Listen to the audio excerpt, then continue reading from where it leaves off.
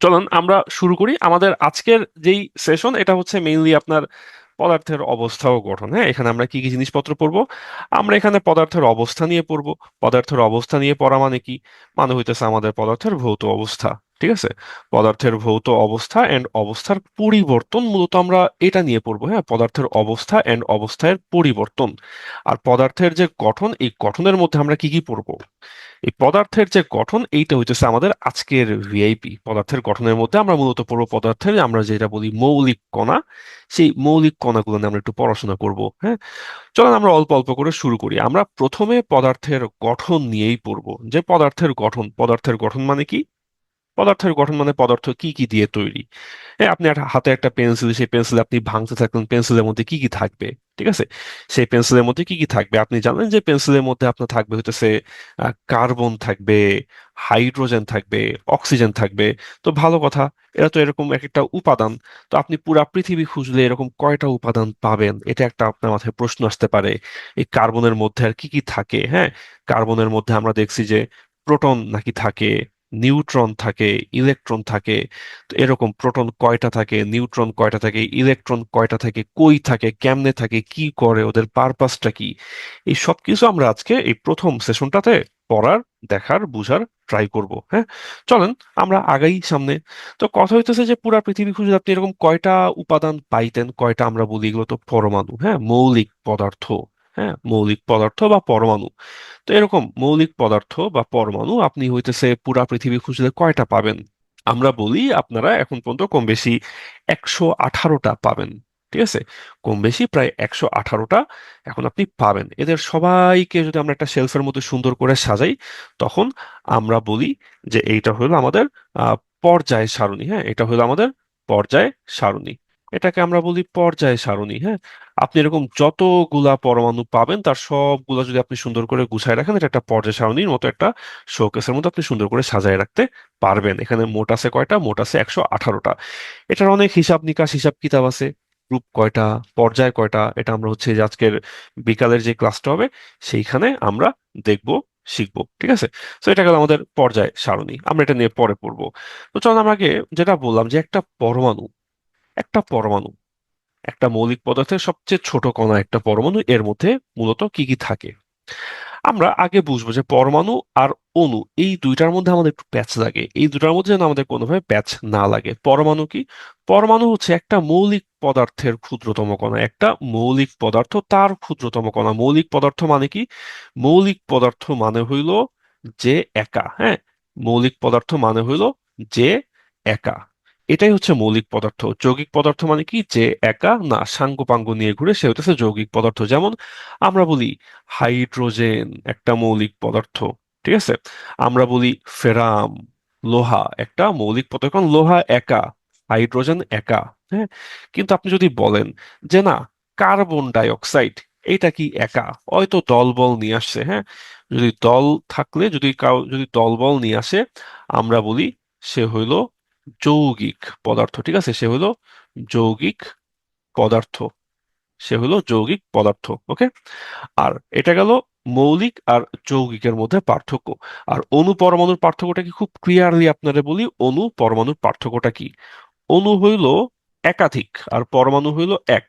হ্যাঁ, পরমাণু হইল এক। কেমন? এই যে যদি বলি হাইড্রোজেন পরমাণু, কার্বন পরমাণু, হ্যাঁ, অক্সিজেন পরমাণু। অণু কোনটা? এক হইতে পারে, দলবল নিয়ে আসলে সেটা তো অণু হবেই। আপনি বলেন CH4 একটা অণু, CO2 একটা অণু। আবার আপনি যদি দলবল না নিয়ে আসে, ও যদি একা, একা হয়েও যদি সংখ্যায় একের বেশি হয়, তাহলেও সেটা অণু। যেমন H2 একটা অণু, O2 একটা অণু। ওকে, তো আশা করি অণু পরমাণু বুঝলাম। মৌলিক যৌগিক আমরা এখন আর প্যাচ লাগাবো না। এখানে যারা দলবল ওরা হইলো যৌগিক, যারা একা ওরা হইলো মৌলিক। ওকে, তো এগুলো আমাদের পরমাণু, মানে যে বেসিক্যালি একা। এখন আপনাদের জানতে হবে যে এই মৌলিক পদার্থ, হ্যাঁ, তার একটা পরমাণু। এই পরমাণুর মধ্যে আমাদের আসলে একটু শুরুতে পড়তে হয় ইতিহাস। একটু শুরুতে পড়তে হয় ইতিহাস। ঠিক আছে, একটু শুরুতে আমরা ইতিহাস পড়বো। যেহেতু আপনার একদম লাস্ট মোমেন্টে, আমি আপনাদের খুব বেশি গেজাবো না। যতটুকু অল্প বলা সম্ভব, যতটুকু অল্প বলে যতটুকু ইম্পর্টেন্ট জিনিসপত্র কভার করা সম্ভব, আমি সেটুকুই কভার করে যাচ্ছি। তো একটা মৌলিক আর যৌগিক আমরা বললাম যে মৌলিক পদার্থে আমাদের একই ধরনের পরমাণু থাকে, একাধিক ধরনের পরমাণু থাকে না। হ্যাঁ, আর এখানে আমরা একটা এক্সাম্পল ধরি, লেটস সে যে এটা একটা হাইড্রোজেন, একটা মৌলিক পদার্থ। একটা মৌলিক পদার্থ হলো হাইড্রোজেন। সো একটা মৌলিক পদার্থের নাম আমরা লিখলাম, এটা একটা নর্মাল নাম, হাইড্রোজেন। হ্যাঁ, এই হাইড্রোজেন যখন এটার অণু বলবো, সেই হাইড্রোজেনের অণুটা কেমন হবে? হাইড্রোজেনের অণুটা হবে হচ্ছে H2। আবার যখন বলবো যে না, অণু না ভাই, পরমাণু, তখন সেই পরমাণুটা কেমন হবে? সেই পরমাণু হবে জাস্ট এইচ। হ্যাঁ, তো এখন এই যে একটা হাইড্রোজেন, এই যে একটা হাইড্রোজেন, ওরা একটা বন্ধন করে থাকে, এটা হচ্ছে একটা বন্ধন। এই বন্ধনটা কেমন বন্ধন? এটাকে আমরা বলি সমযোজী বন্ধন। সেই বন্ধন নিয়ে আমরা আগামীকাল পড়বো। তো এই একটা হাইড্রোজেনের অণু, পরমাণু, মৌলিক পদার্থ, ঠিক আছে, ওকে, আমরা বুঝলাম যে ঠিক আছে মৌলিক পদার্থের পরমাণু হয় আর সবকিছুরই অণু হয়, অণুতে হচ্ছে একের বেশি থাকে, পরমাণু হইলো একটা। আর মৌলিকের মধ্যে একা থাকে, যৌগিকের মধ্যে দলবল বেঁধে আসে। হ্যাঁ, তাহলে এই যে দলবল বেঁধে আসে নাকি একা আসে, একটা নাকি একের বেশি, এগুলো নিয়ে আমরা মনে রাখবো, অণু, পরমাণু, মৌলিক, যৌগিক। ইতিহাস আমরা খুব বেশি এখানে পাত্তা টাত্তা দিব না, ইতিহাসটা একটু নিজের মতো করে একবার পড়ে নিয়েন। হ্যাঁ, কে কি বলছে, কত সালে কি। আমরা পড়া শুরু করি পরমাণুর মূল কণিকা এইখান থেকে। পরমাণুর মূল কণিকা এর মানে কি? একটা পরমাণু, ঠিক আছে, আমরা বললাম যে যে কোনো কিছু একটা ভাঙতে থাকলে থাকলে থাকলে আমরা লাস্ট পর্যায়ে গিয়ে একটা পরমাণু পাবো। এখন বলা হয় যে পরমাণু দিয়ে নাকি সবকিছু গঠিত। তো যদি পরমাণু দিয়ে সবকিছু গঠিত হয়, পরমাণু গঠিত হয় কি দিয়ে? ঠিক আছে, পরমাণু গঠিত হয় কি দিয়ে? তো সেটাকে আমরা বলি যে পরমাণুর মূল কণিকা। পরমাণু কি কি দিয়ে তৈরি, পরমাণু যা যা দিয়ে তৈরি, সেটাকে আমরা বলি পরমাণুর মূল কণিকা। এখন এই মূল কণিকা আবার কিছু টাইপ টুইপ আছে। কি টাইপ আছে একটু পড়বেন। কিছু মূল কণিকা আছে স্থায়ী, স্থায়ী মূল কণিকা। কিছু আছে হইলো আমাদের অস্থায়ী মূল কণিকা। ঠিক আছে, স্থায়ী মূল কণিকা আর অস্থায়ী মূল কণিকা। আবার কিছু আছে কম্পোজিট, কম্পোজিটের কাহিনী আলাদা। হ্যাঁ, কম্পোজিট হচ্ছে আলাদা। তো আমরা স্থায়ী মূল কণিকা আর অস্থায়ী মূল কণিকা এদের কি পড়বো? আমাদের স্থায়ী মূল কণিকা যারা, এদের আমাদের ডিটেইলস পড়তে হবে। হ্যাঁ, এদের আমরা ডিটেইলস বৈশা বৈশা পড়বো। হ্যাঁ, পরস্থায়ী মূল কণিকা কারা? যারা পরমাণুর মধ্যে সবসময় থাকে। পরমাণুর মধ্যে সবসময় কি কি থাকবে? থাকবে হলো ইলেকট্রন, থাকবে হলো প্রোটন, থাকবে হলো নিউট্রন। এরা পরমাণুর মধ্যে সবসময় সবসময় থাকে। এদের ডিটেইলস আমরা বৈশা বৈশা পড়বো, এখনই পড়বো। আর অস্থায়ী মূল কণিকা, এরা পরমাণুর মধ্যে সাময়িকভাবে, টেম্পোরারি ভাবে থাকে। হ্যাঁ, এদের নামগুলো একটু মুখস্থ করেন কষ্ট কইরা। Positron, meson, pion, muon, neutrino, anti neutrino. হ্যাঁ, এরা হলো অস্থায়ী মূল কণিকা। এদের নামগুলা আপনি এই অস্থায়ী মূল কণিকার ডিটেলস পড়বেন না, কি পড়বেন? শুধু এক্সাম্পল গুলা পড়বেন। শুধু এই এক্সাম্পল গুলা আপনি এখান থেকে মনে রাখবেন। ওকে, তো গেল অস্থায়ী মূল কণিকা, positron, meson, pion, muon, neutrino, anti neutrino. এরা আপনার হচ্ছে পরমাণুর মধ্যে সাময়িকভাবে থাকতে পারে। এখন এই যে স্থায়ী মূল কণিকা যেগুলা পড়লাম, স্থায়ী মূল কণিকা যেগুলা পড়লাম, ওদের আমাদের ডিটেলস পড়তে হবে। ওকে, কম্পোজিট যেটা, ডিউটেরন, আলফা কণা, এগুলো অ্যাজ ইট ইজ।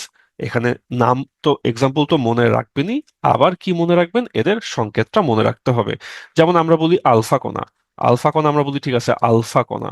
এখন এই আলফা কণা, তো আলফা কণা এটার সংকেতটা কি? এটার সংকেত হলো হিলিয়াম, আপনার হচ্ছে 4 2, হিলিয়াম 2+। ঠিক আছে, এটা হচ্ছে আপনার আলফা কণা। তারপর একইভাবে ডিউটারন, ডিউটারনটা কেমন হবে? ডিউটারনটা আপনার হবে হচ্ছে হাইড্রোজেন হবে 1 2+। এটা হলো আপনার ডিউটারন। ওকে, হাইড্রোজেন, প্রোটন একটা, নিউট্রন একটা। হ্যাঁ, এটা এটা হচ্ছে আপনার ডিউটারন। তো এদের আপনি কি মনে রাখবেন? এক্সাম্পলটাও মনে রাখবেন, আবার সংকেতটাও আপনি এখান থেকে মনে রাখবেন। তো আপনি এখানে যেটা বললাম যে আপনি এদের এক্সাম্পল মনে রাখবেন। হ্যাঁ, এদের ডিটেলসটা আমরা এখন পড়বো। আর কম্পোজিট কণিকার আপনি হচ্ছে সংকেত যেটা, সেটা আপনার একটু মনে রাখতে হইবে। এখন এইখানে আমরা বলি যে এদের কম্পোজিট কেন, কম্পোজিট কেন বলে? কারণ আমরা, কম্পোজিট মানে কি জানেন? কম্পোজিট মানে আপনি যদি একাধিক জিনিসপত্র দিয়ে কিছু বানান, সেটা হচ্ছে কম্পোজিট। হ্যাঁ, একাধিক জিনিসপত্র দিয়ে বানাইছি। তো এটা একটা কণিকা, কিন্তু এটার মধ্যে একাধিক কণিকা আছে। কি কণিকা আছে একাধিক? হ্যাঁ, একাধিক কণিকা কি? ওই যে আমরা পইড়া আসছিলাম না, স্থায়ী মূল কণিকা কি কি আছে? হইলো প্রোটন, নিউট্রন আর ইলেকট্রন, তাই তো? প্রোটন, নিউট্রন আর ইলেকট্রন। আমাদের এই আলফা কণার মধ্যে, আলফা কণার মধ্যে দুইটা প্রোটন আছে, আবার দুইটা নিউট্রন আছে, তাই কম্পোজিট। আমাদের এই ডিউটেরনের মধ্যে একটা প্রোটন আছে, একটা নিউট্রন আছে, তাই এটা হইলো কম্পোজিট। ওকে।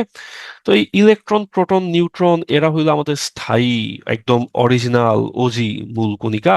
এখন এদের ডিটেলস আপনারে পড়তে হইবে, বারবারই বলতেছি এদের ডিটেলসটা আমাদের প্রথম চ্যাপ্টারে ওদের ডিটেলসটাই মোটামুটি ভিআইপি। ওকে। এখন পরমাণু স্থায়ী মূল কণিকা কই থাকে, কিভাবে কি থাকে, আমরা আগে ইলেকট্রন প্রোটন নিউট্রন বললাম, ডিটেলস পড়তে হবে, চলো আমরা পড়া শুরু করি। আমাদের কই থাকে ইলেকট্রন, কই থাকে প্রোটন, আর কই থাকে নিউট্রন?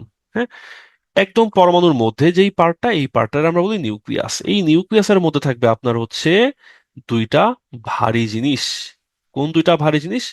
একটা হইল প্রোটন, একটা হইল নিউট্রন। প্রোটন থাকবে, নিউট্রন থাকবে এই নিউক্লিয়াসের মধ্যে, এই দুইটাই হইতেছে ভারী। আর বাইরে ঘোরাঘুরি করে বেড়াইতেছে কে? বাইরে ঘোরাঘুরি করে বেড়াবে যে, সে হইল ইলেকট্রন। ওকে, সে হইল ইলেকট্রন। তাইলে মনে রাখবেন কার বাসা কই। নিউক্লিয়াসের মধ্যে কে থাকে? নিউক্লিয়াস থেকে মাঝখানে জায়গাটা হলো নিউক্লিয়াস, এখানে থাকে প্রোটন আর নিউট্রন। আর ইলেকট্রন ঘোরাঘুরি করে বাইরে। হ্যাঁ, ইলেকট্রন ঘোরাঘুরি করবে বাইরে। প্রোটন আর নিউট্রন দুটাই হলো ভারী, ভারী দেখেই সেন্টারে থাকে। আর ইলেকট্রন হলো পাতলা। হ্যাঁ, ইলেকট্রন হলো পাতলা, অনেক পাতলা। কতখানি পাতলা? প্রায় প্রোটন নিউট্রনের 1840 ভাগের 1 ভাগ। ঠিক আছে, প্রায় 1840 ভাগের 1 ভাগ একটা ইলেকট্রন। তো আমরা বলছি এর একটু ডিটেলস পড়তে হবে। ইলেকট্রনের কি কি ডিটেলস পড়বেন? পড়বেন হলো এর ভর কত। হ্যাঁ, এর ভর কত সেইটা পড়বেন, এটা হইলো গ্রামে। তারপর এটার চার্জ কত। ইলেকট্রন তো চার্জ আছে, চার্জ মানে কি? চার্জ মানে পজিটিভ বা নেগেটিভ ধর্ম। হ্যাঁ, তো ইলেকট্রনের চার্জ আছে, সেই প্রকৃত চার্জ কত, আপেক্ষিক চার্জ হলো -1। এইগুলা আমরা বইসে বইসে মুখস্থ করব। হ্যাঁ, ভালো করে মুখস্থ করব। এখন প্রকৃত আধান হচ্ছে এত। ইলেকট্রন আর প্রোটনের একটা কাহিনী আছে, কাহিনীটা কি একটু বলি। ইলেকট্রনটা তো হলো আমরা জানি নেগেটিভ, কম বেশি আমরা জানি নেগেটিভ। প্রোটনটা হলো, আমরা মনে রাখবো, প্রোটনটা হলো পজিটিভ। হ্যাঁ, প্রোটন পজিটিভ, ইলেকট্রন নেগেটিভ। এখন প্রোটনের যেই পরিমাণ চার্জ, ইলেকট্রনেরও ওই একই পরিমাণ চার্জ। ঠিক আছে, প্রোটনের যেই পরিমাণ চার্জ, ইলেকট্রনেরও সেই একই পরিমাণ চার্জ। এখন একটা পরমাণুর মধ্যে যদি আমার 11টা প্রোটন থাকে, তাহলে ওই পরমাণুতে আমার বাইরে 11টা ইলেকট্রন থাকবে। তো তার মানে কি, 11টা প্রোটন যেটুকু পজিটিভ হবে, 11টা ইলেকট্রন সেটুকুই নেগেটিভ হবে। তার জন্য প্লাস মাইনাস সবসময় কাটাকাটি হয়ে যায়। সব সময় প্লাস মাইনাস কাটাকাটি হয়ে আমার পরমাণু হয়ে যায় চার্জ নিরপেক্ষ, নিউট্রাল। ওখানে না থাকে প্লাস, না থাকে মাইনাস। ওকে, না থাকে প্লাস, না থাকে মাইনাস। খেয়াল করে দেখেন এখানে ইলেকট্রন, ইলেকট্রনের যেই চার্জ বলতেছে, দেখবেন প্রোটনের এক্স্যাক্টলি সেম চার্জ, প্রোটনের এক্স্যাক্টলি সেম চার্জই থাকবে, কিন্তু এইটা হবে পজিটিভ, এটা হবে পজিটিভ। ওকে, সো তাহলে প্রোটনের চার্জ হলো পজিটিভ, ইলেকট্রনের চার্জ হইলো নেগেটিভ। আর ইলেকট্রনের ভর অনেক পাতলা, অনেক পাতলা, 9.11 10^-28 গ্রাম। যদি এটা কেজিতে এক্সামে আসে, মনে রাখবেন 911 911 10^-31 হবে কেজি। তো গ্রামেও আসতে পারে, কেজিতেও আসতে পারে। হ্যাঁ, মনে রাখবো আমরা। আর এইখানে এই যে প্রোটনের ভর দেখবেন বেশি, ভালো রকম বেশি। হ্যাঁ, প্রোটনের ভর। আর প্রোটনের আপেক্ষিক চার্জ হলো +1। তো এইগুলা আমাদের এই ইলেকট্রন প্রোটন নিউট্রনেরটাও দেখবেন যে প্রোটন থেকে সামান্য বেশি, নিউট্রনের কোনো চার্জ নাই, নিউট্রনের চার্জ হচ্ছে 0। হ্যাঁ, এই ইলেকট্রন প্রোটন নিউট্রন তিনটারই আপনি কি কি পড়বেন? তিনটারই আপনার পড়তে হবে চার্জ কত, চার্জের মান, আর হচ্ছে ভর। হ্যাঁ, চার্জের মান আর ভর, এই দুইটা অবশ্যই অবশ্যই ভালো করে আমরা পড়ে ফেলবো। তিনটারই চার্জ কত, ভর কত, চার্জ কত, ভর কত। এখন যদি বলা হয় যে ভাই ইলেকট্রন প্রোটন নিউট্রনের মধ্যে সবচেয়ে ভারী কে? হ্যাঁ, ইলেকট্রন অনেক পাতলা, তার থেকে প্রোটন একটু ভারী, 1.67। হ্যাঁ, 1.67। প্রোটন থেকে আমাদের যে নিউট্রন, নিউট্রন আরেকটু ভারী, 1.675। ঠিক আছে, 1.675।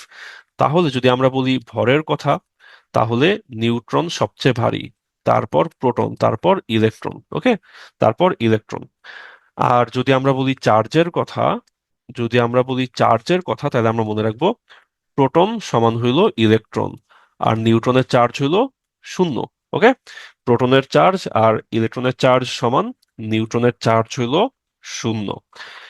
তো এই গেল আমাদের এই ইলেকট্রন, প্রোটন, নিউট্রন এদের ডিটেলসটা। আবারও বলতেছি, বারবার ভালো কইরা পড়ে রাখবেন। ইলেকট্রন, প্রোটন, নিউট্রন কে কই থাকে? প্রোটন নিউট্রন থাকে সেন্টারের মধ্যে, নিউক্লিয়াসের মধ্যে। ইলেকট্রন বাইরে ঘোরাঘুরি কইরা বেড়ায়। এখন যখন আমরা বলি যে একটা পরমাণুর পরিচয় আমাদের জানা দরকার, ঠিক আছে, একটা পরমাণুর পরিচয় আমাদের জানা দরকার, তখন আমরা মূলত ওর এই ইলেকট্রন কয়টা এটা গুনি না, ওর প্রোটন কয়টা, নিউট্রন কয়টা এটা আমরা গুনি, যে ওর বাসার মধ্যে আছে কি কি। ঠিক আছে, ওর বাসার মধ্যে আছে কি কি, এটাই ওর পরিচয়। ওর বাসার মধ্যে যা থাকে সেটাই ওর পরিচয়। এখন এই যে আমরা ধরেন আপনার হাতে একটা পরমাণু দিলাম, দিয়া বললাম এই যে একটা পরমাণু নেন, এই একটা পরমাণু নিয়ে আপনি বলেন তো এই পরমাণুটা হইতেছে আপনার কোন পরমাণু। এখন একটা পরমাণু দেখে আপনি কেমনে বুঝবেন যে এটা কি পরমাণু? এর তো গায়ে নাম লেখা নাই। হ্যাঁ, ওর তো কোনো কালার টালার কিছু নাই, ওর কোনো শেপ নাই, কালার নাই, আপনি নাম লেখা নাই, আপনি কেমনে কি দিয়ে চিনবেন? আপনি বলবেন এক কাজ করি, আমি পরমাণুর মধ্যে প্রোটন কয়টা আছে সেটা আমি গুনবো। হ্যাঁ, আমি গুনবো যে এই পরমাণুর মধ্যে প্রোটন আছে কয়টা।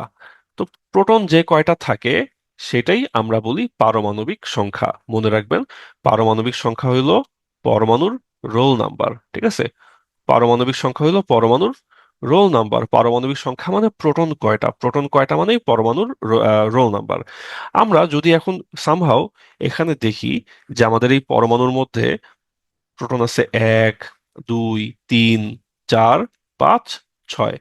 যদি আমার 6টা প্রোটন থাকে, তাইলে আমরা বুঝবো যে যেহেতু এখানে আমরা 6টা প্রোটন পাচ্ছি, তার মানে এটা একটা কার্বন। তার মানে এটা একটা কার্বন। সো আমরা কিভাবে আইডেন্টিফাই করলাম? জাস্ট আমরা প্রোটন দেখে আইডেন্টিফাই করলাম। কাজেই প্রোটন সংখ্যা, পারমাণবিক সংখ্যা, এটা হলো একটা পরমাণুর রোল নাম্বার। মনে রাখবেন, পারমাণবিক সংখ্যা হলো প্রোটন সংখ্যা। এটাই একটা পরমাণুর মূল পরিচয়, মূল চিহ্ন। ওকে, মূল চিহ্ন। এখন এটা আমরা লিখি কোথায়? আমরা হচ্ছে সবগুলা পরমাণুর পাশে দেখবেন দুইটা নাম্বার লেখা থাকে। হ্যাঁ, যেমন এখানে একটা ফ্লোরিন, এখানে লেখা হইলো 9, আর এখানে লেখা হলো 18.9, মানে প্রায় 19। তো যেটা ছোট সংখ্যা থাকে সেটা হইলো আপনার প্রোটন সংখ্যা।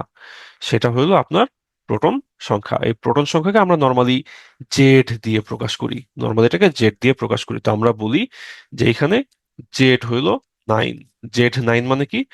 প্রোটন সংখ্যা 9টা। ওকে, প্রোটন সংখ্যা 9টা। এটাকে আমরা আবার ইংলিশে বলি অ্যাটমিক নাম্বার। সো এই সব গেল হচ্ছে প্রোটন কয়টা। এখন শুধু প্রোটন দিয়ে না, আমরা মাঝে মধ্যে প্রোটনের পাশাপাশি ভর সংখ্যাটাও কাউন্ট করি। ভর সংখ্যার জিনিসটা কি? মনে রাখবেন, ভর সংখ্যা জিনিসটা হইল প্রোটন সংখ্যা যোগ নিউট্রন সংখ্যা। প্রোটন আর নিউট্রন যোগ করে আমরা পেয়ে যাই ভর সংখ্যা। ওকে, এটার আমরা প্রকাশ করি এ দিয়ে। এটার আমরা প্রকাশ করি এ দিয়ে। সো আমরা ধরেন লিখলাম যে একটা সোডিয়াম, সোডিয়ামের মধ্যে প্রোটন আছে 11টা। ঠিক আছে, আর আপনার পরমাণুর পাশে যে দুইটা নাম্বার লেখা থাকে, একটা হইল পারমাণবিক সংখ্যা, অন্য যেই নাম্বারটা লেখা থাকে এইটা হইল ওর ভর সংখ্যা। ঠিক আছে, একটা থাকে ওর পারমাণবিক সংখ্যা, আরেকটা থাকে ওর ভর সংখ্যা। তো সেই ভর সংখ্যাটা এখানে বলতেছে 19। তার মানে কি? তার মানে এটা এটা হইলো প্রোটন যোগ নিউট্রন, এইটা হইলো 19। হ্যাঁ, এখানে সোডিয়ামের যখন বলতেছে যে হ্যাঁ ভাই ভর সংখ্যা কিন্তু 23, তার মানে বুঝবেন যে প্রোটন যোগ নিউট্রন হইল 23। কিন্তু আপনি জানেন যে সোডিয়ামের প্রোটন সংখ্যা হইল 11টা। কেমনে জানেন? আমরা পর্যায় সারণী পড়ার সময় বলবো যে কেমনে আপনি এগুলা জানবেন, কি কি মুখস্থ রাখতে হবে। তো যদি সোডিয়ামের যদি প্রোটন হয় 11টা, আর প্রোটন প্লাস নিউট্রন হয় 23টা, আমরা এখানে লিখে রাখবো 23। তাহলে এখানে আমাকে চিন্তা করতে হবে যে তাহলে নিউট্রন আমার কয়টা। তাহলে আমি বুঝবো নিউট্রন আমার এখানে হবে 12টা। নিউট্রন আমার হবে 12টা। ঠিক আছে, হিসাবটা খুব সিম্পল। প্রোটন হইল 11টা, প্রোটন প্লাস নিউট্রন হইল আমার 23টা। তাহলে আমার নিউট্রন কয়টা? তাহলে আমার নিউট্রন হবে 12টা। এটাই হলো আমার পরমাণুর ইলেকট্রন, প্রোটন, নিউট্রনের কাহিনী। আর আমার সংখ্যা হইলো দুইটা, একটা হইলো পারমাণবিক সংখ্যা, আর একটা হইলো ভর সংখ্যা। ঠিক আছে, একটা হইলো ভর সংখ্যা। আর ভর সংখ্যা জিনিসটা কি? ভর সংখ্যা জিনিসটা হইলো সিম্পলি প্রোটন যোগ নিউট্রন। ঠিক আছে, প্রোটন যোগ নিউট্রন। এখন এখানে খুব মজার একটা কথা আছে। মজার কথাটা কি? মজার কথাটা হইলো প্রোটন আর নিউট্রন দুটাই থাকে কিসের মধ্যে? প্রোটন আর নিউট্রন দুটাই থাকে প্রোটন আর নিউট্রন দুটাই থাকে নিউক্লিয়াসের মধ্যে। হ্যাঁ, তো নিউক্লিয়াসের মধ্যে যারা থাকে ওদেরকে আমরা বলি নিউক্লিয়ন। ওদেরকে আমরা বলতে পারি নিউক্লিয়ন। ঠিক আছে, এদেরকে আমরা বলি নিউক্লিয়ন। তো তার মানে যেটা ভর সংখ্যা সেটা তো প্রোটন আর নিউট্রনের যোগফল। তার মানে কিন্তু বলা যায় ভর সংখ্যা হলো নিউক্লিয়ন সংখ্যা, তাই না? তার মানে এখানে আমরা বলতে পারতেছি যে এই যে ভর সংখ্যা, এটা হইলো তাহলে বেসিক্যালি একটা নিউক্লিয়ন সংখ্যা। হ্যাঁ, সাধারণত এটা হলো নিউক্লিয়ন সংখ্যা। এখন এখানে কিছু ঝামেলা আছে, কিছু ঘাপলা আছে, আমরা ঘাপলা যাব না, আমরা যত স্ট্রেইট ফরওয়ার্ড সোজাসাপটা করে বলা যায় আমরা তো সোজাসাপটা করে এখানে বলার চেষ্টা করতেছি। তো এই গেল আমাদের ভর সংখ্যা। এখন আমাদের একটা আছে আপেক্ষিক পারমাণবিক ভর। আপেক্ষিক পারমাণবিক ভর জিনিসটা আসলে কি? এখানে আমাদের most of the time most of the time আমরা দেখব যে আমাদের আপেক্ষিক পারমাণবিক ভর আর পারমাণবিক সংখ্যা প্রায় সেম। ঠিক আছে, এক্স্যাক্টলি সেম না, কিন্তু আপনি মনে রাখতে পারেন এটা এইভাবে যে আপেক্ষিক পারমাণবিক ভর বা যেটা আমরা বলি পারমাণবিক ভর, এটা আসলে আপনার উম, উম, আমি এটা ভুল বলছি, সরি, আপেক্ষিক পারমাণবিক ভর এটা হচ্ছে আপনার অলমোস্ট হচ্ছে একটা ভর সংখ্যা। হ্যাঁ, এটা আমরা মাত্র যে ভর সংখ্যাটা পড়ে আসছি, এই ভর সংখ্যাটার সমান আপেক্ষিক পারমাণবিক ভর, এটা হলো আপনার প্রায় ভর সংখ্যার সমান। ওকে, এখন এইখানে আপনাকে মনে রাখতে হবে জিনিসটা অন্যভাবে। এটা থিওরিটিক্যালি আপনি অন্যভাবে মনে রাখবেন। কিভাবে মনে রাখবেন? মনে রাখবেন যে আমরা এইখানে একটা একক ধরছি। আমাদের এইখানে একটা কেমিস্ট্রিতে ভর মাপার জন্য একটা একক আছে। এই এককটা খুব ইম্পর্ট্যান্ট আপনার জন্য। এককটা কি? এই এককটা হইল এএমইউ, আমু। হ্যাঁ, মনে রাখবেন আমু। আমাদের কেমিস্ট্রির একক, ভরের একক হইল AMU, atomic mass unit. Atomic mass unit. হ্যাঁ, এইটার খুব সুন্দর একটা গল্প আছে। মানুষজন ফার্স্টে চিন্তা করে বুঝে পাইতেছিল না যে আসলে আমরা কতটুকুকে এক একক ধরবো। যেমন এখন আমরা বাজার করার সময় বলি কি 1 KG, 2 KG, 5 KG, half KG. তো কেজি হয়ে গেছে একটা একক। ছোট জিনিস কিনতে গেলে আমরা বলি গ্রাম। হ্যাঁ, 1 গ্রাম, 2 গ্রাম, 10 গ্রাম, 5 গ্রাম। তো গ্রাম হয়ে গেছে একটা একক, কিন্তু কেমিস্ট্রিতে আসলে গ্রাম দিয়ে তো মাপা যায় না, কেজি দিয়ে মাপা যায় না, তো ছোট্ট একটা একক লাগবে। তো সেই এককটা কি? তখন মানুষজন চিন্তা করছে একটা কাজ করো, তুমি একটা কার্বন 12 পরমাণু নাও। হ্যাঁ, আপনি একটা কার্বন 12 পরমাণু নেন। সেই কার্বন 12 পরমাণুকে তারপর আপনি 12টা ভাগ করে ফেলেন।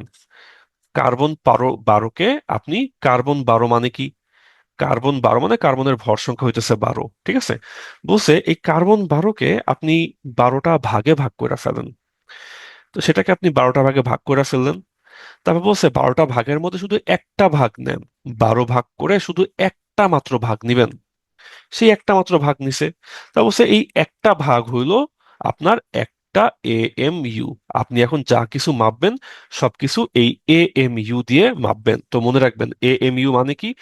এএমইউ মানে হলো কার্বন 12কে 12 ভাগে ভাগ করলে যা পাওয়া যায় সেটা হলো 1 এএমইউ। ঠিক আছে, তারপর আপনার হাতে এখন একটা সোডিয়াম দেওয়া হইলো। আপনি বললেন সোডিয়ামের ভর সংখ্যা কত? তখন আপনি দেখলেন যে এই আপনার সোডিয়াম এই এমুর চেয়ে, আমু যেটা, হ্যাঁ, এএমইউর চেয়ে কত গুণ ভারী। এর থেকে এই কার্বন 12 এর যে এক টুকরা, এই এক টুকরার চেয়ে কত গুণ ভারী? তো আপনি দেখলেন 23 গুণ ভারী। তখন আপনি বলবেন তাইলে ঠিক আছে, সোডিয়ামের ভর হইলো, পারমাণবিক ভর হইলো 23। ঠিক আছে, সোডিয়ামের পারমাণবিক ভর হইলো 23। আর এই যে পারমাণবিক ভর যেটা, এটা আপনার অলমোস্ট ইকুয়ালস টু ভর সংখ্যা। কিছু ব্যতিক্রম আছে, কিন্তু ব্যতিক্রম নিয়ে আমরা আপাতত মাথা ঘামাচ্ছি না। মনে রাখবেন পারমাণবিক ভর almost equals to, not exactly, কিন্তু অলমোস্ট ইকুয়ালস টু ভর সংখ্যা। ওকে, এই যে আমাকে কি বলতেছে, নাইট্রোজেনের আপেক্ষিক পারমাণবিক ভর হইল 14। এই নাইট্রোজেনের ভর সংখ্যা যেটা, সেটাও হইল 14। ভর সংখ্যা যেটা সেটাও হইল 14। কেমনে 14? ভর সংখ্যা 14 কেমনে 14? কারণ ওর মধ্যে প্রোটন আছে 7টা, নিউট্রন আছে 7টা। প্রোটন নিউট্রন যোগ করে কি আসে? ভর সংখ্যা। সিম্পল। এটার পারমাণবিক ভর হইল 14। ঠিক আছে, এটার পারমাণবিক ভর হইল 14। কেন 14? আসলে কেন 14, অলমোস্ট কেন 14, দেখেন এটা হিসাবটা বুঝাই। এইখানে আমার নাইট্রোজেনের মধ্যে প্রোটন থাকে 7টা, নিউট্রন থাকে 7টা। একটা proton almost equals to 1 AMU. একটা নিউট্রন অলমোস্ট ইকুয়ালস টু একটা এ এম ইউ। ঠিক আছে, অলমোস্ট। তো যেহেতু অলমোস্ট ইকুয়ালস টু একটা এএমইউ, তাহলে 7টা প্রোটনে হবে almost equals to 7 AMU. 1 AMU কতখানি মনে আছে না? 1 এএমইউ হইল আপনার কার্বনের 12 টুকরার 1 টুকরার সমান। 7টা নিউটন হবে অলমোস্ট ইকুয়ালস টু 7 এএমইউ। তো তাহলে আমাদের নাইট্রোজেন সব মিলায়ে কত হবে? এই নাইট্রোজেন তাহলে আমাদের সব মিলায়ে হবে এখানে আপনার ইয়ে নাইট্রোজেন তাহলে এখানে আপনার সব মিলায়ে হবে হলো 14টা এএমইউ। ঠিক আছে, তাহলে আপনার 7 এএমইউ মিলে হবে আপনার অলমোস্ট 14 এএমইউ। তাই আমরা বলি আপেক্ষিক পারমাণবিক ভর হলো অলমোস্ট 14। ওকে, 14। তো এটা হলো পারমাণবিক, যদি একটা পরমাণু নিয়ে চিন্তা করি। ঠিক আছে, এখন আপনাকে আরেকটা মজার কথা বলি। আমাদের গ্যাসগুলা খুব রোমান্টিক। হ্যাঁ, যত গ্যাস দেখবেন, হাইড্রোজেন, নাইট্রোজেন, অক্সিজেন, ফ্লোরিন, ওরা খুব রোমান্টিক, একা থাকতে চায় না। তো একা থাকতে চায় না দেখে ওরা কি করে, ওরা নিজের সঙ্গী সাথী বাছাই করে দুইজন মিলে জোড়ায় জোড়ায় থাকে। তো O2 N2 O2, হ্যাঁ, F2, এরকম দেখবেন সবাই H2, সবাই জোড়া জোড়া করে থাকে। তো তখন আপনি বুঝতে পারেন যে যদি আমার একটা নাইট্রোজেন, এটা একটা একা, তাই না, একা হইলে পরমাণু, এটার ভর সংখ্যা, পারমাণবিক ভর যদি 14 হয়, তাহলে যখন নাইট্রোজেন অণু হয়ে যাবে মোর দেন 1, তখন সেটা কত হবে? 14 এর ডাবল, সো এটা হবে এখন 28। তাই তো, এটা এখন হবে 28। তাইলে আমাদের একটা গেল পারমাণবিক ভর। যখন আমি পরমাণু চিন্তা করতেছি যে একটা নাইট্রোজেন, এটার মধ্যে পারমাণবিক ভর হইল 14। কেন 14? কারণ এখানে আমার 7টা প্রোটনে খায় রাখছে 7 এএমইউ, 7টা নিউট্রনে নিয়ে রাখছে 7 এএমইউ। তো দুইটা মিলে হয়ে যাবে 14টা এএমইউ। 1 এএমইউ কত? কার্বনের 12 ভাগের 1 ভাগ। আর এখানে আমাদের নাইট্রোজেন পরমাণু হিসেবে যখন 14 হয়েছিল, অণু হিসেবে নাইট্রোজেন এখন হয়ে যাবে হইলো 28। ওকে, তাহলে আমরা পারমাণবিক ভর বুঝলাম, আণবিক ভর বুঝলাম, ভর সংখ্যা বুঝলাম, পারমাণবিক সংখ্যা বা প্রোটন সংখ্যা আমরা বুঝলাম। এদের মধ্যে কেউ প্যাচ খাওয়াই ফেলেন, আবার রিক্যাপ দিয়ে দিই। পারমাণবিক সংখ্যা হলো প্রোটন সংখ্যা, ভর সংখ্যা হলো প্রোটন যোগ নিউট্রন, পারমাণবিক ভর হইলো পরমাণুর ভর সংখ্যা, আণবিক ভর হইলো অণুর ভর সংখ্যা। ঠিক আছে, এটা হইলো অণুর ভর সংখ্যা। ওকে, প্যাচ কেউ খাওয়ায় ফেলেন না। এইবার চলেন আমরা একটা ইন্টারেস্টিং ফেনোমেনা নিয়ে কথা বলবো। ইন্টারেস্টিং ফেনোমেনা কি? দেখবেন যমজ বাচ্চারা যারা থাকে, ঠিক আছে, অলমোস্ট সিমিলার, সেম সেম কিন্তু ডিফারেন্ট। তো পরমাণুরও কিছু এরকম আছে, সেম সেম কিন্তু ডিফারেন্ট। হ্যাঁ, যে আমরা 3 রকম হাইড্রোজেন দেখি। হ্যাঁ, হাইড্রোজেনের 3টা যমজ, এই যে একটা হাইড্রোজেন, ওই যে আরেকটা হাইড্রোজেন, ওই যে আরেকটা হাইড্রোজেন। হ্যাঁ, এরা সবাই হাইড্রোজেন, সেম সেম কিন্তু ডিফারেন্ট। এটাও হাইড্রোজেন, ওইটাও হাইড্রোজেন, আবার এটাও হাইড্রোজেন, ওইটাও হাইড্রোজেন, কিন্তু সেম হইলেও এদের মধ্যে পার্থক্য আছে। কি পার্থক্য আছে? দেখবেন এই হাইড্রোজেনে প্রোটন হইল একটা, কোনো নিউট্রন নাই, 0টা নিউট্রন। কিন্তু ওই হাইড্রোজেনে আপনি গিয়ে দেখবেন যে প্রোটন হইল একটা, আবার নিউট্রনও আছে ওর একটা। আবার এই হাইড্রোজেনে দেখবেন ওর প্রোটন আছে একটা, আবার ওর নিউট্রন আছে 2টা। তো এরা সবাই হাইড্রোজেন, কিন্তু এরা তো যমজ, তো সেম হলো এক্স্যাক্টলি সেম না। এর নিউট্রন নাই 0টা, এর নিউট্রন একটা, এর নিউট্রন হয়ে গেল আবার 2টা। এদের নিউট্রন সংখ্যা তো আলাদা। নিউট্রন সংখ্যা আলাদা দেখে ওরা সমান সমান হইলেও ডিফারেন্ট। আর এই সমান সমান হইলেও ডিফারেন্ট হইলে আমরা বলি এইটা হইলো আমাদের আইসোটোপ। আইসোটোপ মানে কি? যাহাদের যাহাদের প্রোটন সংখ্যা সমান কিন্তু ভর সংখ্যা আলাদা। ঠিক আছে, ভর সংখ্যা কেন আলাদা? কেন ওদের ভর সংখ্যা আলাদা?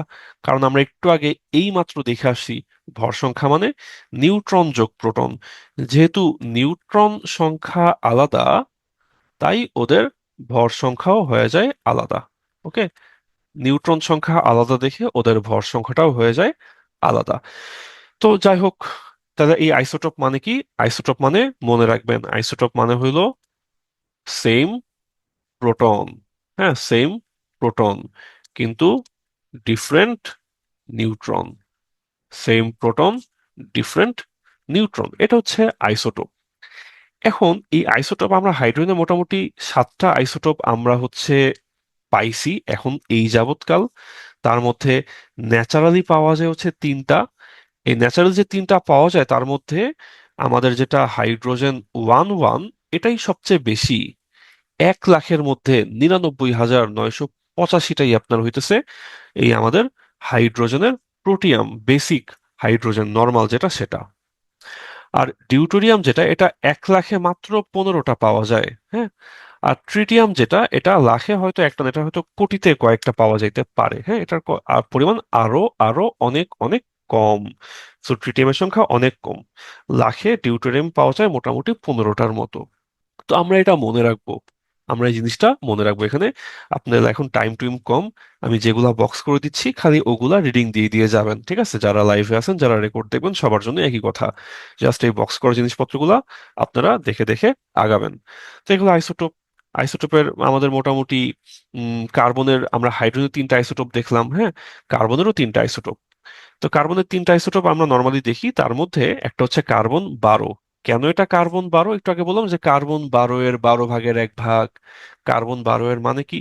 কার্বন 12 এর মানে হলো এর মধ্যে প্রোটন হইলো 6টা, এর মধ্যে নিউট্রন হইলো 6টা। কার্বন 13, এর মধ্যে প্রোটন হইলো সেম 6টা, কিন্তু নিউট্রন হইলো 7টা। ঠিক আছে। আবার এখানে কার্বন 14 যেটা, এটার মধ্যে প্রোটন হইলো 6টা আর নিউট্রন হইলো 8টা। ঠিক আছে। আপেক্ষিক পারমাণবিক ভর, আপেক্ষিক পারমাণবিক ভর মানে হইলো, মনে রাখবেন, পরমাণুর ভর সংখ্যা, পরমাণুর প্রোটন যোগ নিউট্রন, এটা হচ্ছে এক হিসাব। আরেকটা হিসাব হইলো একটা পরমাণু কত AMU। ঠিক আছে, একটা পরমাণু কত AMU। দেখেন এখানে বলি, এখানে নাইট্রোজেন, নাইট্রোজেন আপনার হচ্ছে এখানে, এখানে একটা নাইট্রোজেনের ভর কত? একটা নাইট্রোজেনের ভর হইলো 14 AMU। ঠিক আছে, একটা নাইট্রোজেনের ভর হলো 14 AMU, তাই আমরা বলি নাইট্রোজেনের পারমাণবিক ভর হইলো 14। ওকে, নাইট্রোজেনের পারমাণবিক ভর হলো 14। এটার দুইটা ব্যাখ্যা।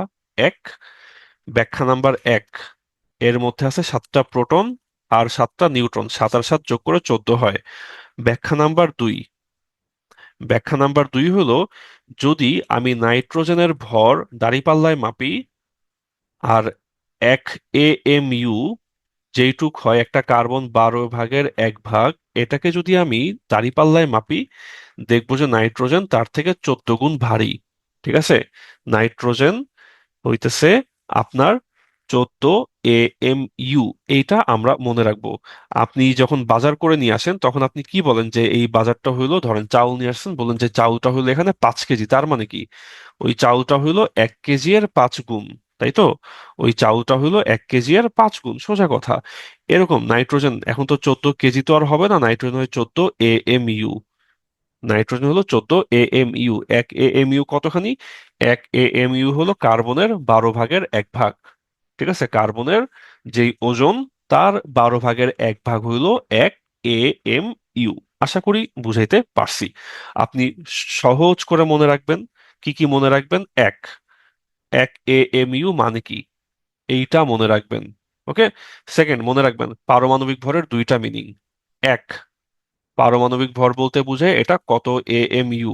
দুই, পারমাণবিক ভর বলতে বোঝায় এটার প্রোটন যোগ নিউট্রন মিলায়ে কত হয়। পারমাণবিক ভরের ব্যাখ্যা হইলো তাহলে এখানে দুইটা। চলেন আমরা সামনে আগাই।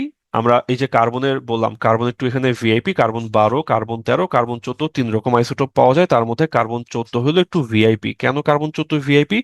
কারণ আমরা এখানে কার্বন ডেটিং পদ্ধতিতে আমরা একটা পুরাতন জীবাশ্মের বয়স বাইর করতে পারি। জীবাশ্মের বয়স মানে কি?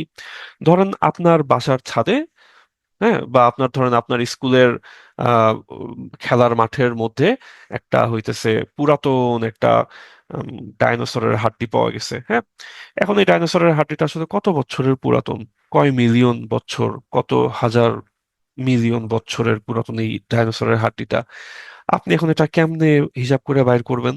তখন আমরা এখানে এই কার্বন 14 যে আছে, কার্বন 14 এর পরিমাপটা একটু মেজার করি।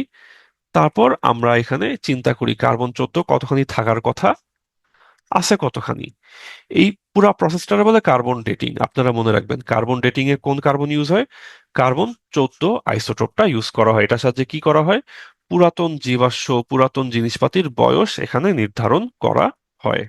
তো এটা গেল আইসোটোপ। হ্যাঁ, আইসোটোপের মানে কি?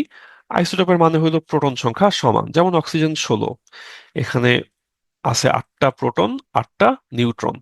অক্সিজেন 17, এখানে আছে 8টা প্রোটন 9টা নিউট্রন। অক্সিজেন 18, এখানে আছে 8টা প্রোটন 10টা নিউট্রন। হ্যাঁ, 8টা প্রোটন 10টা নিউট্রন। সো এটা হলো আইসোটোপ। আইসোটোপ মানে এদের প্রোটন সংখ্যা সমান, নিউট্রন সংখ্যা আলাদা। এখন আপনার কাছে প্রশ্ন হইতে পারে, ওরা যদি আলাদাই হয়, আপনি কেন বলতেছেন যে এটাও অক্সিজেন, আপনি কেন বলতেছেন এটাও অক্সিজেন, আবার আপনি কেন বলতেছেন যে এটাও অক্সিজেন?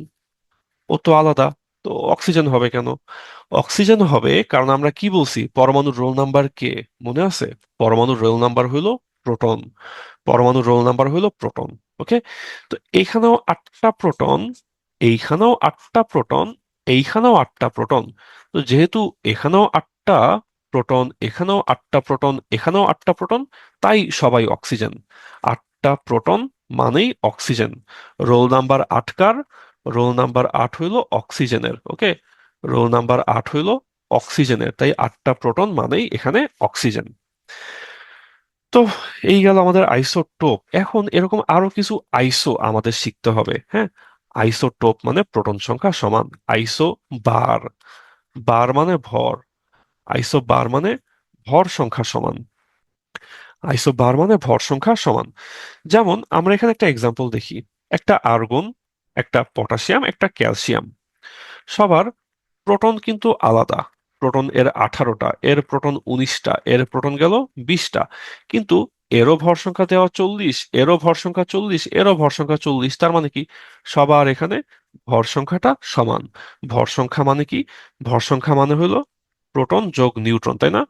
ভর সংখ্যা মানে প্রোটন যোগ নিউট্রন, ভর সংখ্যা মানে প্রোটন যোগ নিউট্রন। সো এই প্রোটন যোগ নিউট্রন বা ভর সংখ্যা, দ্যাট মিন্স প্রোটন যোগ নিউট্রন যাহাদের সমান তাহাদের আমরা বলবো আইসো বার।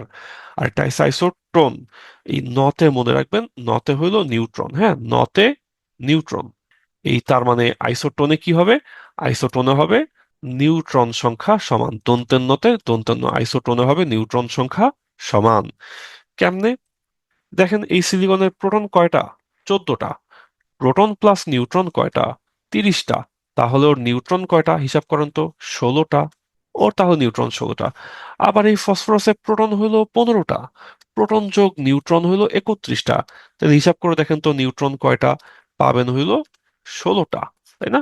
তো এদের এই যে নিউট্রন সংখ্যাটা সমান, নিউট্রন সংখ্যাটা সমান, তো যেহেতু নিউট্রন সংখ্যা সমান, তাই আমরা বলতে পারি ইহারা হইল পরস্পর পরস্পরের আইসোটোন। আইসোটোন মানে যাদের নিউট্রন সংখ্যা সমান থাকে। ওকে, তো এই গেল আমাদের আইসোটোপ, আইসোটোন, আইসোবার। আপনাদের জন্য খুব খুব খুব ইম্পর্টেন্ট হলো আইসোটোপের ব্যবহার। আইসোটোপের ব্যবহারটা খুব ইম্পর্টেন্স দিয়া পড়বেন। হ্যাঁ, খুব ইম্পর্টেন্স দিয়া পড়বেন। যেমন কোবাল্ট 60, কোবাল্ট 60 আমরা কিসে ইউজ করি? কোবাল্ট 60 আমরা ইউজ করি ক্যান্সারের চিকিৎসায়। হ্যাঁ, ক্যান্সারের চিকিৎসায়, টিউমারের চিকিৎসায়। আবার কিসে ইউজ করি আমরা? এই কোবাল্ট 16 আমরা আবার ইউজ করি কিসে? খাদ্য জীবাণুমুক্ত করতে। হ্যাঁ, তো মাল্টিপারপাস, খাবার জীবাণুমুক্ত করতেও কোবাল্ট 16 ব্যবহার করা হয়। তো এটা ক্যান্সারেও ব্যবহার করা হয়, খাবারেও ব্যবহার করা হয়। তারপর আমাদের আর কি কি আছে? আয়োডিন 131, ঠিক আছে? এটা মূলত আপনার ওই থাইরয়েড গ্রন্থির ইমেজিং, থাইরয়েড গ্রন্থির ইমেজিং। হ্যাঁ, ইমেজিং মানে কি বুঝায়? ভিতরে দেখার জন্য যে কি অবস্থা, সেই ইমেজিং এর জন্য মূলত আমাদের আয়োডিন 131 এটা ব্যবহার করা হয়। এটা আয়োডিন 131 মানে কি? মানে এটার প্রোটন যোগ নিউট্রন মিলায় হলো 131। টেকনিশিয়াম 99, এটা কিসে? ব্রেইন, লিভার, প্লিহা, হাড়ের ইমেজিং এ ব্যবহার করা হয়। ফসফরাস 32, এটা কিসে? শ্বেত কণিকার অতিরিক্ত বৃদ্ধি। হ্যাঁ, আমাদের রক্তের মধ্যে যে হোয়াইট ব্লাড সেলটা আছে, সেই হোয়াইট ব্লাড সেলের অতিরিক্ত বৃদ্ধি, এইটাকে আমরা বলি লিউকেমিয়া। এই লিউকেমিয়া রোগের চিকিৎসায় আমাদের ফসফরাস 31 ব্যবহার করা হয়। তারপর প্লুটোনিয়াম মনে রাখবেন, প্লুটোতে পেসমেকার। হ্যাঁ, পি মনে রাখবেন, প্লুটোনিয়াম ব্যবহার করা হয় পেসমেকারে। এই পি দিয়ে মনে রাখবেন হচ্ছে পি। ওকে, সো প্লুটোনিয়াম পেসমেকারে ব্যবহার করা হয়। তারপর আমাদের কার্বন 14, যেটা আমরা একটু আগেই বলেছি, কার্বন 14 আমাদের কিসে ব্যবহার করা হয়? কার্বন 14 ব্যবহার করা হয় কার্বন ডেটিং এ এটা পৃথিবীর বয়স, শুধু পৃথিবীর বয়স না, পৃথিবীর যে কোনো জীবাশ্ম আপনার যদি মনে করেন আপনার হইতেছে পড়াশোনা তো করেন না, খাতাপত্র আপনি টেবিলের মধ্যে রেখে হারাই গেছেন, আপনার খাতাপত্র আপনার টেবিলে পড়েই রইলো, তো অনেক বছর পর ধরুন সামহাও কেউ খাতাটা বাইর করতে পারছে, কাগজটা তখনও নষ্ট হয় না, সংরক্ষিত হয়ে রয়েছে, তখন চিন্তা করলো ঠিক আছে এই কাগজটা আমি কার্বন ডেটিং করে দেখি যে এই কাগজটা কয় হাজার বা কয় মিলিয়ন বছরের পুরাতন। হ্যাঁ, তখন বাইর করবে যে ঠিক আছে এই এখন 3000 সাল, এই খাতা হচ্ছে 2025 সালের, খাতাটা হচ্ছে একদম খালি, কারণ খাতাটা যার সে আসলে লেখাপড়া করতো না। তো এই যে পুরাতন একটা জিনিস, হাজার হাজার লক্ষ লক্ষ বছরের পুরানো একটা জিনিস যদি কেউ আবিষ্কার করে, তখন সে কেমনে বুঝে এটা কত বছরের পুরাতন? তখন সে এইভাবেই বুঝে, সে কার্বন ডেটিং করে। কার্বন ডেটিংটা কি? ওখানে দেখে যে কার্বন 14 কতখানি থাকার কথা, তারপর দেখে কার্বন 14 তো এখন কম আছে, কতখানি কম আছে, তারপরও চিন্তা করে এই যে কার্বন 14 আমার কমে গেল, এই কমতে এই কমতে আমার কত বছর কত বছর লাগে। হ্যাঁ, ও চিন্তা করলো কার্বন 14 থাকার কথা এত%, কার্বন 14 এখানে থাকার কথা এই যে 100%, কার্বন 14 এখানে হয়তো আছে এখন 72%। তো চিন্তা করলো 100% থেকে 72%-এ নামতে আমার সময় লাগবে হচ্ছে 3000 বছর। তার মানে এই খাতাটা 3000 বছরের পুরাতন। ঠিক আছে, সেটাকে আমরা বলি কার্বন ডেটিং, এই প্রসেসটাকে আমরা বলি কার্বন ডেটিং। এই ডেটিং আমাদের ডেটিং না, এই ডেটিং হচ্ছে কার্বন ডেটিং, কার্বনের আহ, জীবাশ্মের বয়স হচ্ছে আপনার আইডেন্টিফাই করা। ওকে, তো এখন আমরা পরমাণু নিয়ে বললাম, আমরা বললাম যে পরমাণুর মধ্যে থাকে হলো ইলেকট্রন, প্রোটন অ্যান্ড নিউট্রন, থাকে হলো electron and proton and neutron. এখন কথা হচ্ছে এরা কই থাকে, কেমনে থাকে, কি হয়? তো এই পরমাণু কই থাকে, পরমাণুর মধ্যে ইলেকট্রন প্রোটন নিউট্রন কই থাকে, এটা নিয়ে কিছু মানে আপনার ঘাটাঘাটি হয়েছিল, হ্যাঁ ঘাটাঘাটি করছিল। তো প্রথম আমাদের ঘাটাঘাটি করছিল হচ্ছে থমসন ভাই, খুবই ফাউল একটা মডেল দিছে, উনারটা পড়া প্রয়োজন নেই। তারপর আমাদের রাদারফোর্ড ভাই 1911 সালে সুন্দর একটা মডেল দিছিল, হ্যাঁ 1911 সালে। তো এখন ধরেন প্রথম প্রথম যখন মানুষজন কিছু কাজ করে তখন তো একটু ভুলভাল হয়। তো রাদারফোর্ড ভাই যখন 1911 সালে একটা মডেল দিছে, ওই ছোটখাটো কিছু ভুল করছিল। হ্যাঁ, ওই ছোটখাটো কিছু ভুল করছিল। তো ওই যে ভুল করছে, তো সেই ভুলের নিয়ে চারপাশে খুব মাতামাতি হয়ে গেছে যে আরে রাদারফোর্ড দিছে, রাদারফোর্ডের এইটা ভুল, রাদারফোর্ডের ওইটা ভুল, হেই ভুল সেই ভুল। তো রাদারফোর্ড যে ভুল করছে, এই আমাদের বোর ভাই তখন হইতেছে তককে তককে ছিল যে রাদারফোর্ড একটা মডেল দিবে, সেই মডেলটাও দিবে, ও কিছু ভুলভাল করবে, সেই ভুলটা সামলায় আমি একটা বেটার মডেল দিয়ে ফেলবো। তো বোর বইসা ছিল, রাদারফোর্ড যেই ভুলগুলা করছে সেগুলা ঠিকঠাক করে পরে আমাদের বোর আরেকটা বেটার মডেল দিছে। তো দেখেন 1911-র পরপরই 1913 সালে একটা মডেল দিয়ে ফেলছে। হ্যাঁ, তো আমরা রাদারফোর্ড আর বোর গুলো নিয়ে একটু পড়বো। রাদারফোর্ড একদম সুন্দর একটা এক্সপেরিমেন্ট করছিল। রাদারফোর্ডের মডেলটা আসলে একটা এক্সপেরিমেন্ট থেকে, এই এক্সপেরিমেন্টটা আমাদের জন্য বেশ ইম্পর্টেন্ট। আমরা এই এক্সপেরিমেন্টটা বইসা পড়বো। হ্যাঁ, এক্সপেরিমেন্টটা কি? এক্সপেরিমেন্টের সেটআপটা হচ্ছে এরকম। অয় চিন্তা করছে যে আমি এই যা এটা হচ্ছে আমার গোল্ডের পাত, হ্যাঁ এটা হচ্ছে আমার গোল্ডের খুব চিকন একটা পাত, এর মধ্যে আমি আলফা ছুঁড়া মারবো। আলফা কি মনে আছে? আলফা একটু আগে আমরা পড়ছিলাম, কম্পোজিট কণিকা আলফা। তো ওই বলছে যে এইখানে আমি আলফা ছুঁড়া মারবো। আলফা কি ছিল? আলফা যদি আপনাদের মনে না থাকে, আলফা ছিল হইতেছে আপনার আলফা হচ্ছে একটা কম্পোজিট কণিকা, এটার সংকেত ছিল 4 2 হিলিয়াম 2+। হ্যাঁ, এটা ছিল আলফা। এখন বলছে কি আমি এই যে এই গোল্ডের মধ্যে আমি এখন আলফা ছুঁড়া মারবো। তো আলফা যখন ছুঁড়ে মারছে তখন দেখছে কি যে আপনার বেশিরভাগ আলফাই আসলে এই গোল্ডের পরমাণুর মধ্যে দিয়ে পার করে গেছে। গোল্ডের পরমাণুর মধ্যে দিয়ে বেশিরভাগ আলফা পার হয়ে গেছে, অল্প দুই একটা আলফা কণা গিয়া বাড়ি খাইছে, বাড়ি খায় ফেরত আসছে। অল্প দুই একটা আলফা কণা বাড়ি খায় ফেরত আসছে। তো ওর এক্সপেরিমেন্টটা ছিল সুন্দর। ও চিন্তা করছে এই যে আমার একটা গোল্ডের পরমাণু, এটার মধ্যে যদি এখন আমি আলফা ছুঁড়া মারি, তাহলে দেখি আমার যদি বেশিরভাগ আলফা ওই পাশে পার হয়ে যায়, তার মানে পরমাণুর মধ্যে বেশিরভাগ জায়গায় ফাঁকা, অল্প কিছু জায়গায় আমার হচ্ছে বাড়ি খেয়ে আলফা ফেরত আসছে। তার মানে অল্প কিছু জায়গা হচ্ছে ভারী, বেশিরভাগ জায়গা হচ্ছে ফাঁকা। তো ওর এই পরীক্ষাটার নামই সেখান থেকে হয়ে গেছে আলফা কণা বিচ্ছুরণ ও আলফা কণা ছুঁড়া মারছে। আলফা হইল 4 2 হিলিয়াম 2+, আলফা ছুঁড়া মারছে। এখন বেশিরভাগ যে আপনার পিছে আসছে, বেশিরভাগ আলফা পার্টিকেল যে পিছে চলে আসছে তার প্রমাণ কি? ওই পিছনে রেখে দিছিল জিঙ্ক সালফাইডের একটা পর্দা, জিঙ্ক সালফাইডের একটা লেয়ার।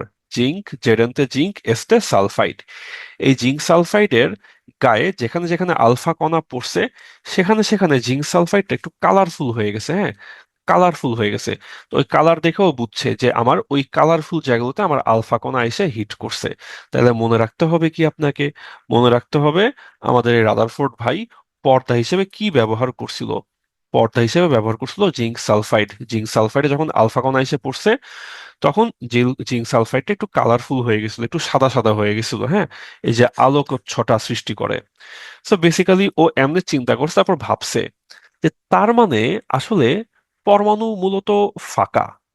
এখান থেকে ও একটা মন্তব্য দিছে। কি মন্তব্য? মন্তব্য দিছে যে পরমাণু পরমাণু মূলত ফাঁকা। হ্যাঁ, মানুষ ফেসবুকে খুব স্যাড হয়ে একটা স্ট্যাটাস দেয় না, যে মানুষ মূলত একা।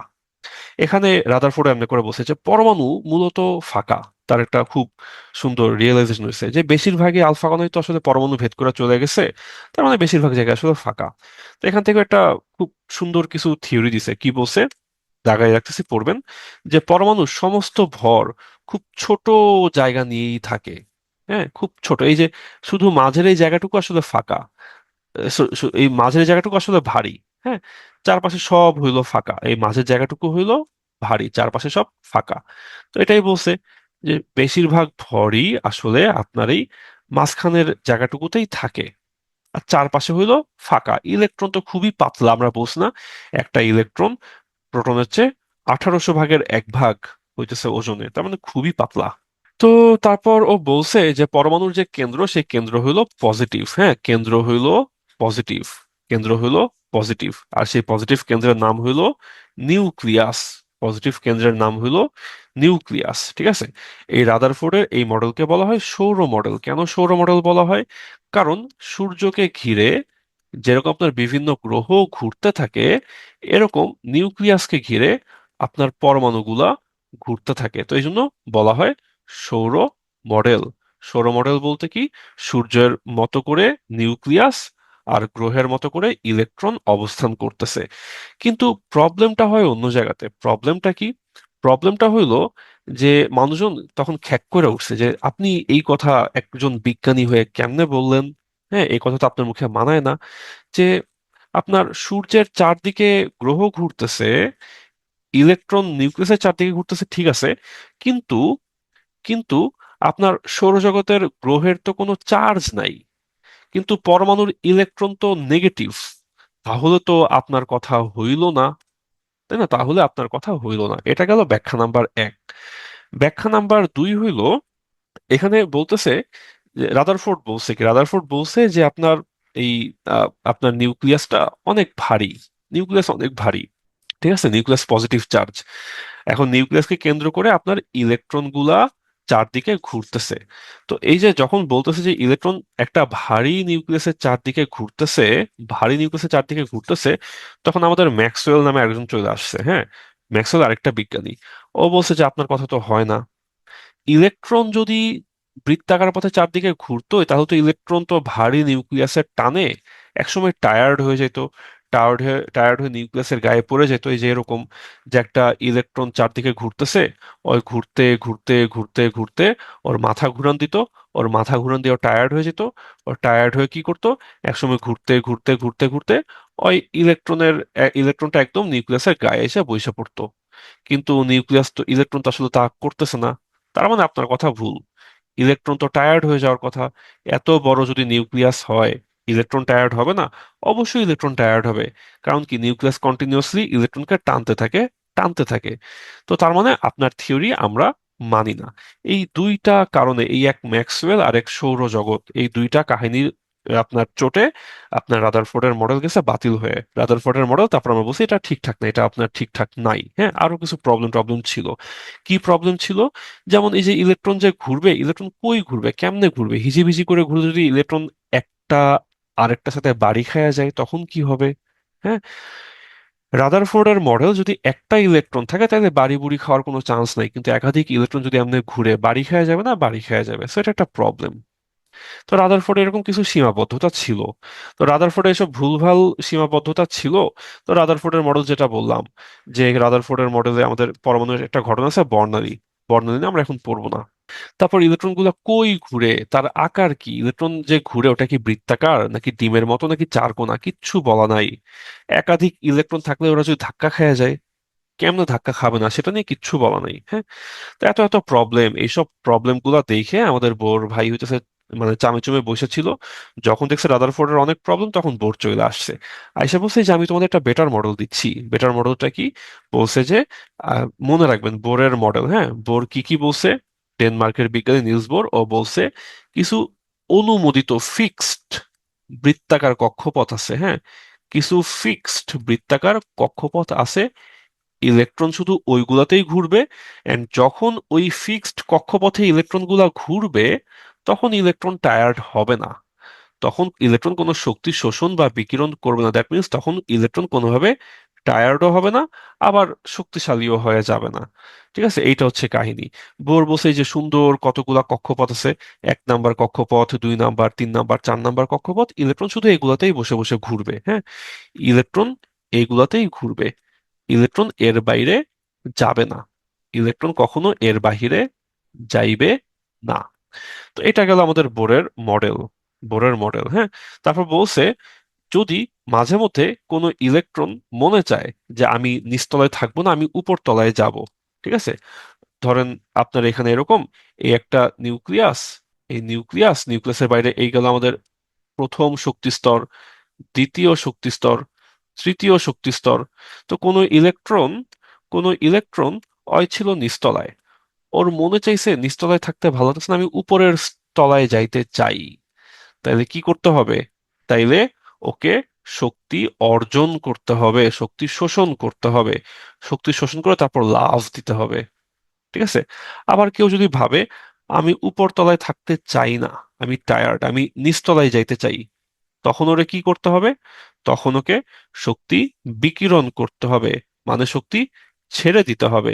শক্তি ছেড়ে দিলে ও উপর থেকে নিচে চলে আসবে, আর শক্তি শোষণ করলে ও নিচের লেভেল থেকে উপরের লেভেলে যাইতে পারে। হ্যাঁ, এটা অনেকটা বাসা ভাড়ার মতো, ধরেন নিচে বাসা ভাড়া কম, উপরে বাসা ভাড়া বেশি। তো কারো টাকা বেশি, নিচতলা থেকে উপরতলায় যাইতে হলে কি করতে হবে? বড় লোক হইতে হবে, টাকা বেশি হইতে হবে, তো শক্তি শোষণ করে তা বড় লোক হয়ে উপরে যায়। আবার উপর থেকে যদি কেউ নিচে আসে, তার মানে কি ওর টাকা পয়সা কমে গেছে, ওর শক্তি কমে গেছে, ওর শক্তি বিকিরণ করা শক্তি কমে গেছে, টাকা কমে গেছে, তাই ও উপর থেকে নিচতলায় চলে আসতেছে। ওকে, সো নিচতলায় আসলে গরিব হবে, উপরতলায় গেলে বড় লোক হবে, এরকম করে আপনি ইলেকট্রনটা মনে রাখবেন। গেল এই কাহিনী।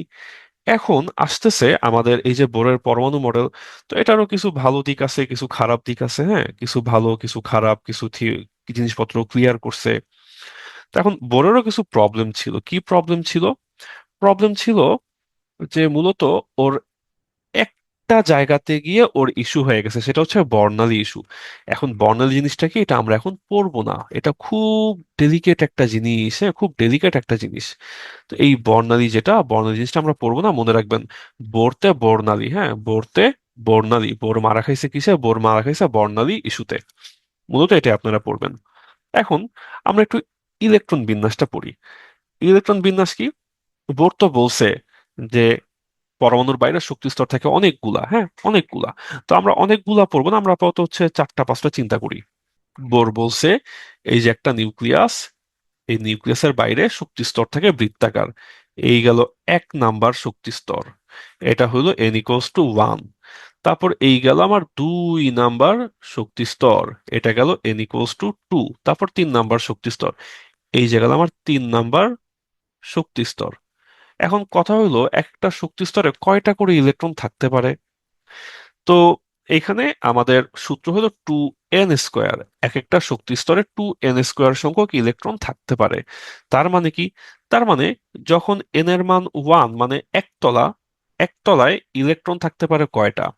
একতলায় ইলেকট্রন থাকতে পারে 2 × 1², দ্যাট মিনস দুইটা। একতলায় ইলেকট্রন থাকতে পারে দুইটা। যদি আমরা বলি n=2, মানে দোতলায় ইলেকট্রন থাকতে পারে কয়টা? 2 × 2², মানে 4 × 2 = 8। দুই তলায় ইলেকট্রন থাকতে পারে 8টা। যদি আমরা বলি n=3, তার মানে কি তিনতলা, তিনতলায় ইলেকট্রন থাকতে পারে কয়টা? 2 × 3 স্কোয়ার, 3 × 9 = 18, 18টা। তারপর যদি আমরা বলি n = 4, চারতলা, চারতলায় ইলেকট্রন থাকতে পারে কয়টা? 2 × 4 স্কোয়ার, দ্যাট মিনস 32টা। তাহলে চারতলায় ইলেকট্রন থাকতে পারে 32টা। তো এইটা হইল কাহিনী। হ্যাঁ, এইটা হইল কাহিনী, কোন তলায় কয়টা ইলেকট্রন থাকতে পারে। তো এটা গেল এক কাহিনী। এখন আপনাকে আরেকটা জিনিস মনে রাখতে হবে, কোন তলায় কয়টা ইলেকট্রন থাকতে পারে এর পাশাপাশি আপনাকে মনে রাখতে হবে যে এই এক একটা তলা, এক একটা ফ্লোর, এই ফ্লোরের মধ্যে আর কি কি থাকে। ফ্লোরের মধ্যে একাধিক ফ্ল্যাট থাকে, রুম থাকে। এগুলো এখন আপনাকে একটু জানতে হবে। কেমনে জানতে হবে আমি আপনার একটু অল্প অল্প করে বুঝাই। ধরেন আমরা বলতেছি, চিন্তা করতেছি এরকম যে এই যে আমাদের একটা পরমাণু, এই পরমাণুর মধ্যে, এই পরমাণুর উপরে মধ্যে আমাদের হচ্ছে তলা আছে। হ্যাঁ, একতলা, দুইতলা, তিনতলা, তারপর হচ্ছে বাইরে চারতলা। হ্যাঁ, বিভিন্ন বিভিন্ন তলা আছে। এখন প্রত্যেকটা ফ্লোরে কি থাকবে? প্রত্যেকটা ফ্লোরে আপনার থাকবে একাধিক ধরনের ফ্ল্যাট। হ্যাঁ, একাধিক ধরনের ফ্ল্যাট। এখন একাধিক টাইপের ফ্ল্যাট থাকতে পারে, ফ্ল্যাট থাকতে পারে একাধিক টাইপের। ঠিক আছে, একাধিক টাইপের ফ্ল্যাট থাকতে পারে। আমাদের ফ্ল্যাট হলো 4 রকম। এক একটা ফ্লোর, এই যে শক্তি স্তর যেটা, শক্তি স্তরটা হলো ফ্লোর, শক্তি স্তরটা হলো ফ্লোর। হ্যাঁ, আর এই শক্তি স্তরের মধ্যে উপস্তর আছে, উপস্তরটা হলো ফ্ল্যাট, উপস্তরটা হলো ফ্ল্যাট। ফ্ল্যাট হয় 4 রকমের। 4 রকমের কি ফ্ল্যাট হয়? এস, পি, ডি আর এফ, এই 4 রকমের ফ্ল্যাট হইতে পারে, 4টা টাইপের ফ্ল্যাট হইতে পারে। তো তার মধ্যে মনে রাখবেন যে একতলায় শুধু এক রকমেরই ফ্ল্যাট হয়, দোতলায় ফ্ল্যাট হয় 2 রকমের, তিনতলায় ফ্ল্যাট হয় 3 রকমের, চারতলায় ফ্ল্যাট হয় 4 রকমের। ওকে, চারতলায় ফ্ল্যাট হয় 4 রকমের। একতলা যেটা আমাদের, এই যে উম, উম, হুম, হুম, আমাদের এই যে একতলা, লিখি এখানে, এই গেল নিউক্লিয়াস, এর বাইরে একতলা, দুইতলা, তিনতলা, চারতলা। হ্যাঁ, এটা হইতেছে n = 1, n = 2, n = 3, n = 4। একতলায় flat হয় কেবলমাত্র একরকম, এস টাইপের ফ্ল্যাট হয়।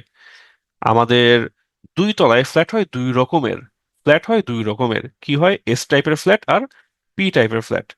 আমাদের তিন তলায় ফ্ল্যাট হয় 3 রকমের, S type, P type and D টাইপের ফ্ল্যাট। আমাদের চার তলায় ফ্ল্যাট হয় 4 রকমের, S type, P type, D type আর এফ টাইপ, 4 রকমের ফ্ল্যাট হয়। ওকে, তাহলে আমরা কি দেখলাম? আমরা দেখলাম হচ্ছে ফ্লোর, আমরা দেখলাম ফ্লোরের হিসাব, আমরা দেখলাম ফ্ল্যাটের হিসাব। এখন এই যে ফ্লোরের হিসাব আর ফ্ল্যাটের হিসাব করলাম, এখন ফ্ল্যাটের মধ্যে কি থাকে? ফ্ল্যাটের মধ্যে থাকে হইলো রুম, ফ্ল্যাটের মধ্যে থাকে হইলো রুম। একটা রুমে কয়জন করে মানুষ থাকতে পারে? একটা রুমে মানুষ থাকতে পারে 2 জন। একটা রুমে মানুষ থাকতে পারে 2 জন। তো floor, first floor, second floor, third floor, fourth floor. ঠিক আছে, আমাদের এই এই এই এটা হচ্ছে কাহিনী। আর আমাদের এই আম, প্রথম ফ্লোরে আমাদের ফ্ল্যাট হচ্ছে শুধু এস, সেকেন্ড ফ্লোরে এস টাইপ আর পি টাইপ। আমাদের 3 নাম্বার ফ্লোরে S type, P type and D type. চারতলায় হচ্ছে S type, P type, D type আর এফ টাইপ। এখন আমাদের এইখানে যদি বলি যে কোন ফ্ল্যাটে কতজন মানুষ থাকতে পারে, এসে থাকতে পারে 2 জন, এসে থাকতে পারে 2 জন করে। হ্যাঁ, এস টাইপের ফ্ল্যাটে থাকতে পারে 2 জন। পি টাইপের ফ্ল্যাটে থাকতে পারে কয়জন? 6 জন। পি টাইপের ফ্ল্যাটে মানুষ থাকতে পারে 6 জন। যদি আমরা বলি ডি টাইপের ফ্ল্যাট, ডি টাইপের ফ্ল্যাটে মানুষ থাকতে পারে কয়জন? 10 জন। ডি টাইপের ফ্ল্যাটে মানুষ থাকতে পারে 10 জন।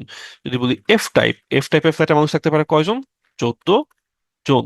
এফ টাইপের ফ্ল্যাটে মানুষ থাকতে পারে 14 জন। ওকে, তো তাহলে এখন যদি আমরা রুমের হিসাবটা করি, তার মানে আমাদের এস এ কয়টা রুম থাকে? এস এ রুম থাকে একটা। আমাদের পি তে কয়টা রুম থাকে? পি তে রুম থাকে 3টা, তাই 3 রুমে 6 জন থাকতে পারে। আমাদের ডি তে রুম থাকে কয়টা? 5টা। আমাদের এফ এ রুম থাকে কয়টা? এফ এ রুম থাকে 7টা। ওকে, 7টা। আর এই যে রুম, এই রুমকে আমরা কি বলি? মনে রাখবেন, এই রুমকে আমরা বলি অরবিটাল। রুমকে আমরা বলি অরবিটাল। ওকে, রুম হইতেছে অরবিটাল। আর ফ্ল্যাট কি? ফ্ল্যাট হইল উপস্তর। আর ফ্লোর কি? ফ্লোর হইল শক্তি স্তর। ঠিক আছে, ফ্লোর হইল শক্তি স্তর। তো এইটা গেল আমাদের এই ইলেকট্রন বিন্যাস এর কাহিনী। এটা গেল আমাদের ইলেকট্রন বিন্যাসের কাহিনী। ওকে, এখন আমাদের তাহলে দেখেন অনেকগুলা ফ্লোর আছে, অনেকগুলা ফ্ল্যাট আছে, অনেকগুলা ফ্লোর অনেকগুলা ফ্ল্যাট। যেমন আমাদের যদি বলি একতলায় এস টাইপের ফ্ল্যাট, দুই তলায় এস টাইপের ফ্ল্যাট, পি টাইপের ফ্ল্যাট, তিন তলায় এস টাইপের ফ্ল্যাট, পি টাইপের ফ্ল্যাট, ডি টাইপের ফ্ল্যাট, চার তলায় S type, P type, D type, F টাইপের ফ্ল্যাট। হ্যাঁ, তো বিভিন্ন ফ্লোরে বিভিন্ন রকম ফ্ল্যাট আছে। মানুষ যখন ঢুকবে তখন আগে ঢুকবে 1 এ, তারপর ঢুকবে 2 এ, তারপর ঢুকবে 2 পি তে, তারপর ঢুকবে 3 এ, তারপর ঢুকবে 3 পি তে, তারপর ঢুকবে 4 এ। ওকে, কারণ কি? কারণ হচ্ছে ভাড়া যেখানে কম সেখানে মানুষ আগে ঢুকবে। 1 এর ভাড়া সবচেয়ে কম, ঠিক আছে, 1 আগে ঢুকবে। তারপর ঢুকবে 2 কারণ সেখানে ভাড়া আরেকটু বেশি। তারপর 2 না পেলে ঢুকবে 2 পি তে। তারপর 2 পি তে না হলে যাবে 3 এ। তারপর 3 না হলে যাবে 3 পি তে। 3 পি তে না হইলে তারপর 3 পি তে না হলে তারপর যাবে 4 এ। 4 না হলে তারপর 3 ডি। 3 ডি না হলে তারপর 4 পি। 4 পি না হলে তারপর যাবে 5 এ। হ্যাঁ, এইভাবে করে ওর হিসাব নিকাশটা চলতে থাকে। কোনটাতে আগে ঢুকবে? যেখানে ভাড়া কম। হ্যাঁ, যেখানে, মনে রাখবেন, যেখানে ভাড়া কম, যেখানে ভাড়া কম সেখানেই কি যাবে? সেখানেই আগে ঢুকবে, স্বাভাবিক। তো যেখানে ভাড়া কম সেখানে আগে যাবে, যেখানে ভাড়া বেশি সেইখানে যাবে হইলো পরে। তো এটা হচ্ছে আমাদের ইলেকট্রন বিন্যাসের কাহিনী। হ্যাঁ, আগে 1 এ গিয়া ঢুকবে 2 জন, তারপর 2 এ গিয়া ঢুকবে 2 জন, তারপর পিতে কয়জন থাকতে পারে? 6 জন। তারপর 3 কয়জন থাকতে পারে? 2 জন। 3 পিতে 6 জন। 4 2 জন। 3 ডিতে যাবে 10 জন। 4 পিতে 6 জন। 5 2 জন। এরকম যতজন মানুষ এমনি করে আপনার ঢুকতেই থাকবে, ঢুকতেই থাকবে। তো এটা গেল আমাদের ইলেকট্রন বিন্যাসের কাহিনী। হ্যাঁ, এখন ধরেন আপনি বললেন যে ভাই আমার তো আসলে ক্যালসিয়াম, আমার ক্যালসিয়ামে তো ইলেকট্রন আছে মাত্র 20টা, তাইলে কি হবে? তখন আপনি 20টা গুনেন তো, 20টা গুনলে কত হয়? 2 আর 2 4, 4 আর 6 10, 10 আর 2 12, 12 আর 6 18, 18 আর 2 20। তাহলে যদি আপনার হয় ক্যালসিয়াম, তাহলে ক্যালসিয়াম কোথায় শুরু হবে? ক্যালসিয়াম শুরু হবে শুরু থেকে। ক্যালসিয়াম গিয়ে শেষ হবে কোথায়? ক্যালসিয়াম গিয়ে শেষ হবে তাহলে এইখানে গিয়ে ক্যালসিয়াম শেষ হয়ে যাবে, তাই না? তাহলে ক্যালসিয়াম শুরু হবে এইখানে, ক্যালসিয়াম শেষ হবে ওইখানে। 20টা, 20টা ইলেকট্রন যেখানে ভাড়া কম সেখানে আগে গিয়ে ঢুকছে। ঠিক আছে, তো খুব সিম্পল হিসাব নিকাশ। তাহলে আশা করি আমরা ফ্লোর, ফ্ল্যাট, রুম এই কাহিনীগুলা বুঝতে পারছি। ঠিক আছে, এই কাহিনীগুলো তাহলে আমরা আশা করি বুঝতে পারছি। তো এটা গেল আমাদের ইলেকট্রন বিন্যাসের কাহিনী, এটা গেল আমাদের ইলেকট্রন বিন্যাসের কাহিনী। এইবার চলেন আমরা আমাদের আজকের সেশনের লাস্ট এর দিকের একটা টপিকে চলে আসছি। আমাদের 3টা ভাগে ভাগ করছি, আমাদের হচ্ছে লাস্টের ভাগ, লাস্টের 1/3। এই 1/3 এখন আমরা পড়বো পদার্থের অবস্থা। হ্যাঁ, ওই যে আমরা শুরুতে বলতেছিলাম না যে আমরা পড়বো কি, আমরা পড়বো হইলো আপনার অবস্থা এন্ড গঠন। সো আমাদের গঠন নিয়ে যা যা জানার শেষ, গঠন শেষ। হ্যাঁ, এবার আমরা পড়বো অবস্থা। অবস্থা মূলত কি? অবস্থার মধ্যে তেমন কিছু নাই। হ্যাঁ, অবস্থার মধ্যে খুব ইন্টারেস্টিং একটা জিনিস আমরা পড়বো, সেটা হচ্ছে মোল। আর এর বাইরে আপনারা কঠিন তরল বায়বীয় এখন জানেন, এখন এগুলো বলে আপনারা আর বিরক্ত করবো না। কঠিন তরল বায়বীয় মনে রাখবেন কি? মনে রাখবেন হইলো প্রবাহী কাহাকে বলে, প্রবাহী পদার্থ কি? তরল আর বায়বীয়, হ্যাঁ, এদেরকে আমরা বলি হইতেছে প্রবাহী পদার্থ। কঠিন তরল বায়বীয়, এদের আসলে কে বেশি কে কম একটু মনে রাখবো আমরা। হ্যাঁ, একটু শক্ত, একটু কঠিন, একটু নরম, একটু এই সেই হ্যান ত্যান আকার আছে নাই, মনে রাখবেন। তাপ প্রয়োগ করলে বায়বীয় পদার্থ সবচেয়ে বেশি প্রসারিত হয়, এইটা আমরা একটু আলাদা করে মনে রাখবো। হ্যাঁ, একটু আমরা আলাদা করে এটা মনে রাখবো। পদার্থের চতুর্থ অবস্থা প্লাজমা। কি মনে রাখতে হইবে? মনে রাখতে হইবে প্লাজমা থাকে কোথায়। প্লাজমা কি? প্লাজমা হচ্ছে মূলত গ্যাস। প্লাজমা হলো মূলত গ্যাস, কিন্তু এটা চার্জড, আয়নিত গ্যাস। এটা মূলত গ্যাস, কিন্তু এটা আয়নিত হয়ে গেছে। কেন আয়নিত হয়েছে? অনেক হাই টেম্পারেচার দেয়া হয়েছে, অনেক হাই টেম্পারেচারে এটা আয়নিত হয়ে গেছে। তাহলে প্লাজমা হলো একটা গ্যাস, সেই গ্যাসটা হচ্ছে আয়নিত। কেমন আয়নিত? উচ্চ তাপমাত্রায় আয়নিত গ্যাস। এখন এটা যে প্লাজমা অতি উচ্চ তাপমাত্রায় আয়নিত গ্যাস, এখন এইটা থাকে কই? এটা একটু পড়তে হবে। হ্যাঁ, যে neon sign, fluorescent light, tube light, energy bulb, তারপর সূর্য, বিভিন্ন মহাবিশ্বের বিভিন্ন নক্ষত্র, উত্তর মেরুতে দৃশ্যমান মেরুজ্যোতি, সবাই হইল প্লাজমা এর এক্সাম্পল। সো এদের সবার কথা আমরা মনে রাখবো। তাহলে আমরা কঠিন তরল বায়ু মনে না রাখলে আমরা মনে রাখবো প্লাজমা। হ্যাঁ, এই যে প্লাজমা দেখেন, এই যে দেখছেন না, প্লাস মাইনাস, তার মানে কি চার্জড, আয়নিত হয়ে গেছে। আয়নিত হয়ে গেছে দেখে এটা প্লাজমা। এখন পদার্থ আমরা পরিবর্তন করতে পারি। হ্যাঁ, আপনি যদি চান আপনি এখন এই পদার্থকে কঠিন থেকে তরলে কনভার্ট করতে পারেন, তরল থেকে গ্যাসে কনভার্ট করতে পারেন। তো এই পরিবর্তন কঠিন থেকে তরল, তরল থেকে গ্যাস, তরল থেকে গ্যাস, এই কঠিন থেকে তরল, তরল থেকে গ্যাস, এই পরিবর্তনটাকে আমরা কি বলি? এই পরিবর্তনটাকে আমরা বলি হইতেছে ভৌত পরিবর্তন। হ্যাঁ, ভৌত পরিবর্তনে আমাদের কেবল হচ্ছে ভৌত অবস্থার পরিবর্তন হয়, বাহ্যিক অবস্থার পরিবর্তন হয়। ভৌত পরিবর্তনের সবচেয়ে সিম্পল এক্সাম্পল হলো যে এই যে আমি ভৌত পরিবর্তনের সবচেয়ে সিম্পল এক্সাম্পল হইলো একটা অবজেক্টকে আমরা যদি সলিড থেকে লিকুইড করে ফেলি, আবার লিকুইড থেকে আমরা গ্যাস করে ফেলি, অথবা গ্যাস থেকে লিকুইড করলাম, লিকুইড থেকে সলিড করলাম, এটা হচ্ছে আমাদের ভৌত পরিবর্তনের সবচেয়ে কমন তম এক্সাম্পল। হ্যাঁ, সবচেয়ে কমন এক্সাম্পল। তাহলে ভৌত পরিবর্তন মনে রাখবেন যে সলিড থেকে হইতে পারে লিকুইড, লিকুইড থেকে হইতে পারে গ্যাস, সলিড থেকে লিকুইড, লিকুইড থেকে গ্যাস, অথবা গ্যাস থেকে লিকুইড, লিকুইড থেকে সলিড। এটা হচ্ছে ভৌত পরিবর্তন। তারপর কোনো কিছুকে আপনি দ্রবণ করলেন। হ্যাঁ, দ্রবণ করার কি একটা ভৌত পরিবর্তন। চৌম্বক অবস্থা, বৈদ্যুতিক অবস্থার পরিবর্তন, এটা হচ্ছে একটা ভৌত পরিবর্তন। হ্যাঁ, কোন একটা চুম্বক ছিল তাকে আপনি অচুম্বকায়িত করে ফেলছেন। কোনো কিছু আপনার হচ্ছে মানে চার্জড ছিল, আপনি চার্জড নাই করে ফেলছেন। তো এগুলো হলো আপনার ভৌত অবস্থার পরিবর্তন। ভৌত অবস্থার পরিবর্তনে মনে রাখবেন কি? ভৌত অবস্থার পরিবর্তনে মনে রাখবেন যে অণু সেম থাকে। অণু সেম থাকে, অণুর চেঞ্জ হয় না। অণুর চেঞ্জ হয় না। রাসায়নিক পরিবর্তন অন দা আদার হ্যান্ড, রাসায়নিক পরিবর্তনের কাহিনী কি? রাসায়নিক অণুর পরিবর্তনে অণু তাড়াতাড়ি। রাসায়নিক পরিবর্তনে আপনার অণু চেঞ্জ হয়। হ্যাঁ, অণু চেঞ্জ হয়। কেমনে অণু চেঞ্জ হয়? আমরা একটা এক্সাম্পল দেখি চলুন রাসায়নিক পরিবর্তনের। এই যে আপনার আগে ছিল কি কাঠ। হ্যাঁ, কাঠ, পরে হয়েছে কি ছাই। ঠিক আছে, আগে ছিল কাঠ, পরে হয়েছে ছাই। অণু চেঞ্জ হয়ে গেছে, অণু চেঞ্জ হয়ে গেছে। হ্যাঁ, কেমন? ধরেন আপনার এখানে একটা এক্সাম্পল দেখি। এক্সাম্পলটা হইলো আপনি ছিল এখানে, ধরেন আপনার ছিল এই যে আপনার চুলার মধ্যে লাইনের গ্যাসে যারা রান্না করেন তাদের লাইনের গ্যাসে কি থাকে?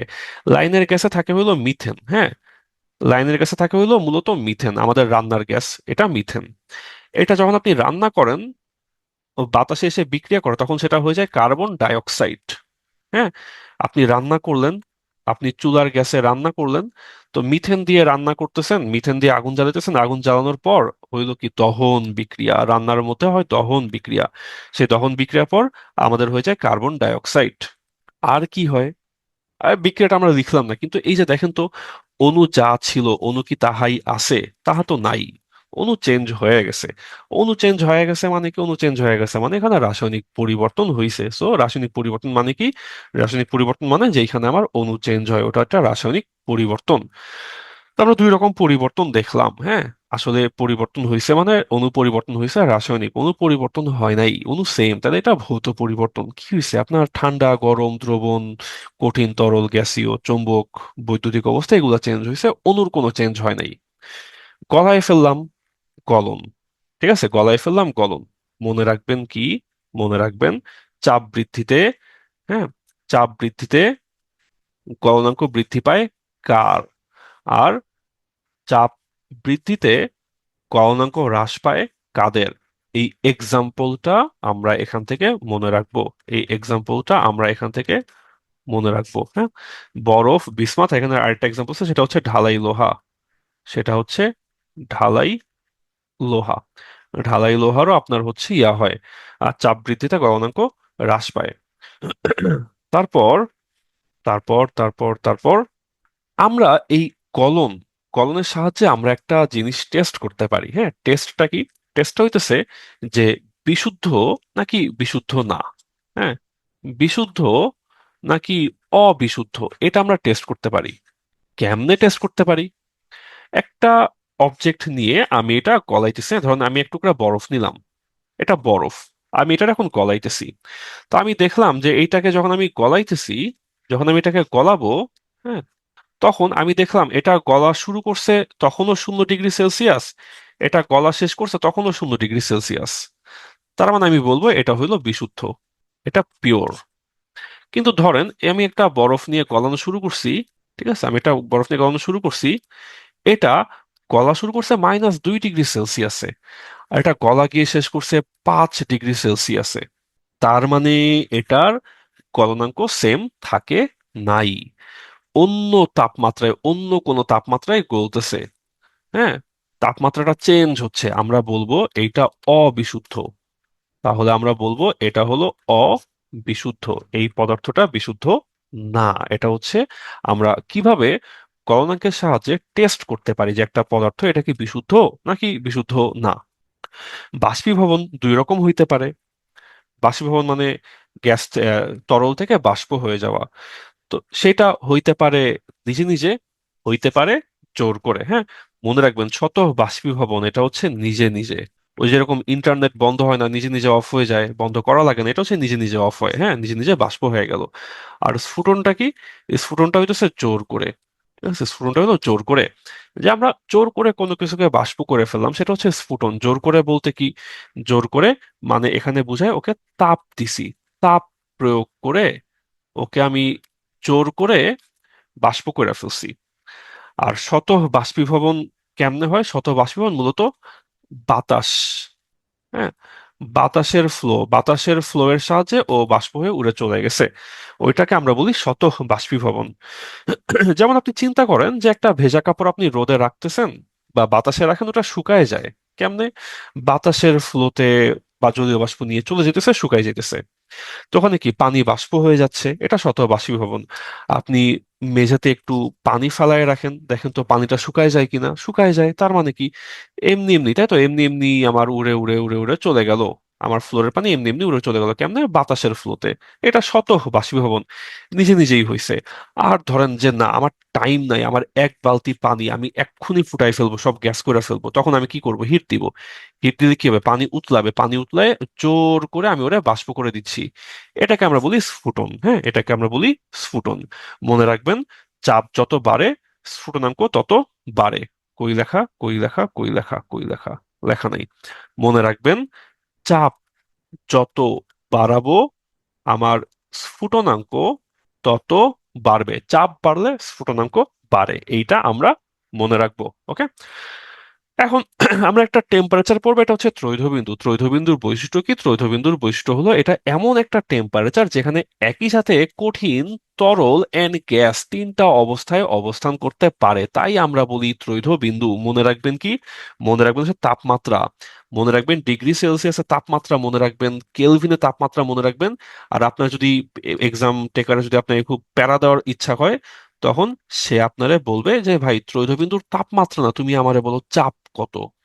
চাপটা হইতেছে 4.8 মিলিমিটার এককে চাপ, আর এটিএম এর চাপ হচ্ছে 0.006। ঠিক আছে, 006। চাপ কমালে জলীয় বাষ্প বাড়বে? চাপ কমালে জলীয় বাষ্প বাড়বে না, চাপ কমালে অল্প তাপমাত্রায় জলীয় বাষ্প হয়ে যাবে। ঠিক আছে, একটা এক্সাম্পল দিই। এক্সাম্পলটা ফিজিক্সে পাবেন, যে যখন আপনি এভারেস্টের উপরে, হ্যাঁ, এভারেস্টের উপরে যখন উঠেন তখন আপনার চাপ কমে যায়। এভারেস্টের উপরে উঠলে চাপ কমে যায়, হ্যাঁ। যখন চাপ কমে তখন পানি 70 ডিগ্রি সেলসিয়াসে বাষ্প হয়। 70 ডিগ্রি সেলসিয়াস তখন বাষ্প হয়, হ্যাঁ। হাতের লেখার যে কি অবস্থা! আচ্ছা যাক, তখন পানি 70 ডিগ্রি সেলসিয়াসে বাষ্প হয়ে যায়। নর্মালি বাষ্প হইতো কত? 100 ডিগ্রি সেলসিয়াসে, কিন্তু চাপ কমে গেছে তাই কি এখন কম তাপমাত্রায় বাষ্প হয়ে যাচ্ছে। আবার আপনি আপনার প্রেসার কুকার চিন্তা করেন, হ্যাঁ, আপনি আপনার আপনি আপনার প্রেসার কুকারটা একটু চিন্তা করেন তো। আপনার যে প্রেসার কুকার আছে, সেই প্রেসার কুকারে চাপ অনেক বেশি থাকে, সেখানে চাপ থাকে বেশি, তাই সেখানে আপনার পানি বাষ্প হইতে প্রায় 140 ডিগ্রি সেলসিয়াস মতো তাপমাত্রা লাগতে পারে পানি বাষ্প হইতে, যেখানে 100 ডিগ্রিতে বাষ্প হওয়ার কথা। ঠিক আছে, তো দেখেন দুই জায়গাতেই বাড়ছে বা কমছে। এখানে 100 ডিগ্রি এর বদলে 140 ডিগ্রিতে বাষ্প হচ্ছে, আবার এভারেস্টের উপরে 100 ডিগ্রি এর বদলে 70 ডিগ্রিতে বাষ্প হচ্ছে। সো চাপ কমে গেলে স্ফুটনাঙ্ক কমে গেছে, চাপ বেড়ে গেলে স্ফুটনাঙ্কটা বেড়ে গেছে।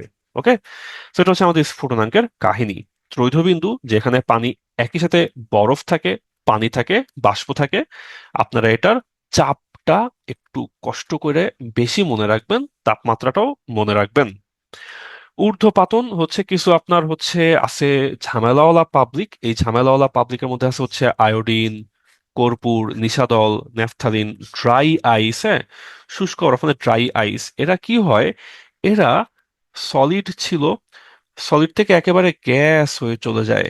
হ্যাঁ, সলিড থেকে একেবারে গ্যাস হয়ে যায়, কোনো লিকুইড থাকে না। মনে রাখবেন ঊর্ধ্বপাতন, নো লিকুইড, কোনো লিকুইড টিকুইড কিচ্ছু নাই। হ্যাঁ, কোনো লিকুইড নেই, লিকুইড হয়ই না। এটাই আপনার ঊর্ধ্বপাতন। ঊর্ধ্বপাতন, হ্যাঁ। এদেরকে ঊর্ধ্বপাতিত বস্তু বলে, উদ্বায়ী পদার্থ বলে। এটা, এই টার্মটা এক্স্যাক্টলি ঠিক না। উদ্বায়ী পদার্থ হচ্ছে মূলত পেট্রোল, যেটা হচ্ছে আপনার হাতের মধ্যে রাখলে আপনা আপনি নিজে নিজেই আপনার হচ্ছে হাত ঠান্ডা করে বাষ্প হয়ে উড়ে চলে যাচ্ছে, এটা উদ্বায়ী পদার্থ। আর যারা আপনার কঠিন থেকে গ্যাস হচ্ছে তাদেরকে আমরা বলি ঊর্ধ্বপাতিত বস্তু। হ্যাঁ, ঊর্ধ্বপাতিত বস্তু। তো যাক, আপনারা এদের এক্সাম্পলটা মনে রাখবেন। এদের এক্সাম্পলটাই মূলত পরীক্ষায় বারবার আসেন, যে কোনটি ঊর্ধ্বপাতিত বস্তু, যে কোনটি ঊর্ধ্বপাতিত বস্তু না। ওকে।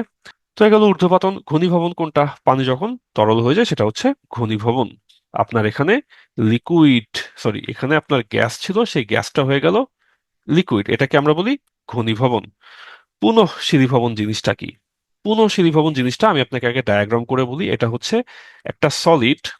এই সলিডটা প্রথমে হবে লিকুইড, তারপর এই লিকুইডটা তারপর আবার হয়ে যাবে সলিড। হ্যাঁ, সলিড হবে লিকুইড, তারপর লিকুইড হবে সলিড। আর কি মনে রাখবেন? মনে রাখবেন এখানে সলিড থেকে যে লিকুইডটা হইছে সেটা তাপের জন্য না, এটা হইছে মূলত চাপ এর কারণে।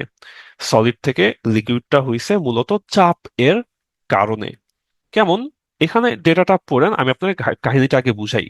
এইখানে এই যে বরফ না, এই বরফটা প্রথমে ছিল সলিড। তারপর এই যে দুটা জিনিস দিয়ে ভার দিস না, দুটা ভারী বস্তু দিয়ে আমি চাপ দিছি। চাপ দেওয়ার ফলে এখন এই জায়গাটা হয়ে গেছে পানি, লিকুইড। সলিড থেকে এখন এটা হয়ে গেছে আমার লিকুইড। এখন যখন পানি হয়ে গেছে তখন কি করছে, তখন এই এই সুতা, যেটা সুতা তো এখন পানি বেয়ে কি নিচে নেমে আসছে। এই সুতা এখন পানি কেটে নিচে নেমে আসছে। তো তার মানে কি, লিকুইড হয়ে গেছিল, পানি হয়ে গেছিল, তাই কি পানির মধ্যে সুতাটা নিচে পড়ে গেছে, পানির মধ্যে সুতাটা নিচে পড়ে গেছে। তারপর যখন পানির মধ্যে সুতা নিচে পড়ে গেছে তখন উপরে কি, সুতা তো আর নাই, কিন্তু ঠান্ডা না, বরফ তো ঠান্ডা। তো চারপাশের বরফের ঠান্ডায় ওই পানিগুলা আবার বরফ হয়ে গেছে, আবার সলিড হয়ে গেছে। ঠিক আছে, প্রথমে ছিল বরফ, সুতার চাপে সেটা হয়ে গেছে ওয়াটার। তারপর সুতা পানির মধ্যে নিচে পড়ে গেছে, তারপর ওই উপরের পানিটা ঠান্ডায় আবার বরফ হয়ে গেছে। এই কাহিনীকে আমরা বলি পুনঃশীলীভবন। ঠিক আছে, এই কাহিনীকে আমরা বলি পুনঃশীলীভবন। বরফ থেকে পানি হয়, আবার পানি থেকে বরফ হয়। ওকে। তো এইটা গেল, এই গেল আমাদের অবস্থা রিলেটেড, কঠিন, তরল, বায়বীয় টাইপের যত জিনিসপত্র সব এখানে শেষ। এবার আমরা একটু লাস্টের দিকে একটু আসবো হচ্ছে দ্রবণ রিলেটেড জিনিসপত্র। হ্যাঁ, দ্রবণ রিলেটেড জিনিসপত্র আমরা কি পড়বো? আমরা সুন্দর একটা টার্ম শিখবো, সেটা হচ্ছে মোল। দ্রবণ কি?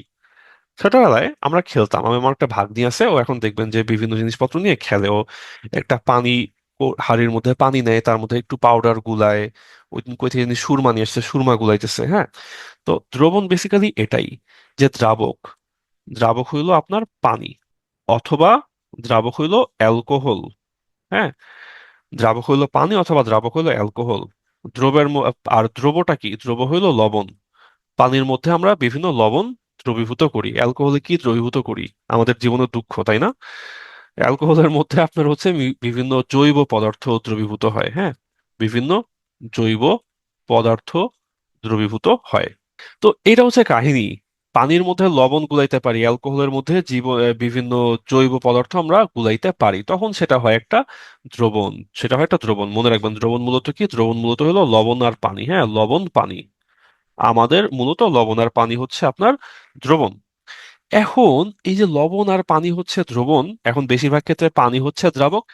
পানি উত্তম ভালো একটা দ্রাবক। আরেকটা ভালো দ্রাবক হলো অ্যালকোহল।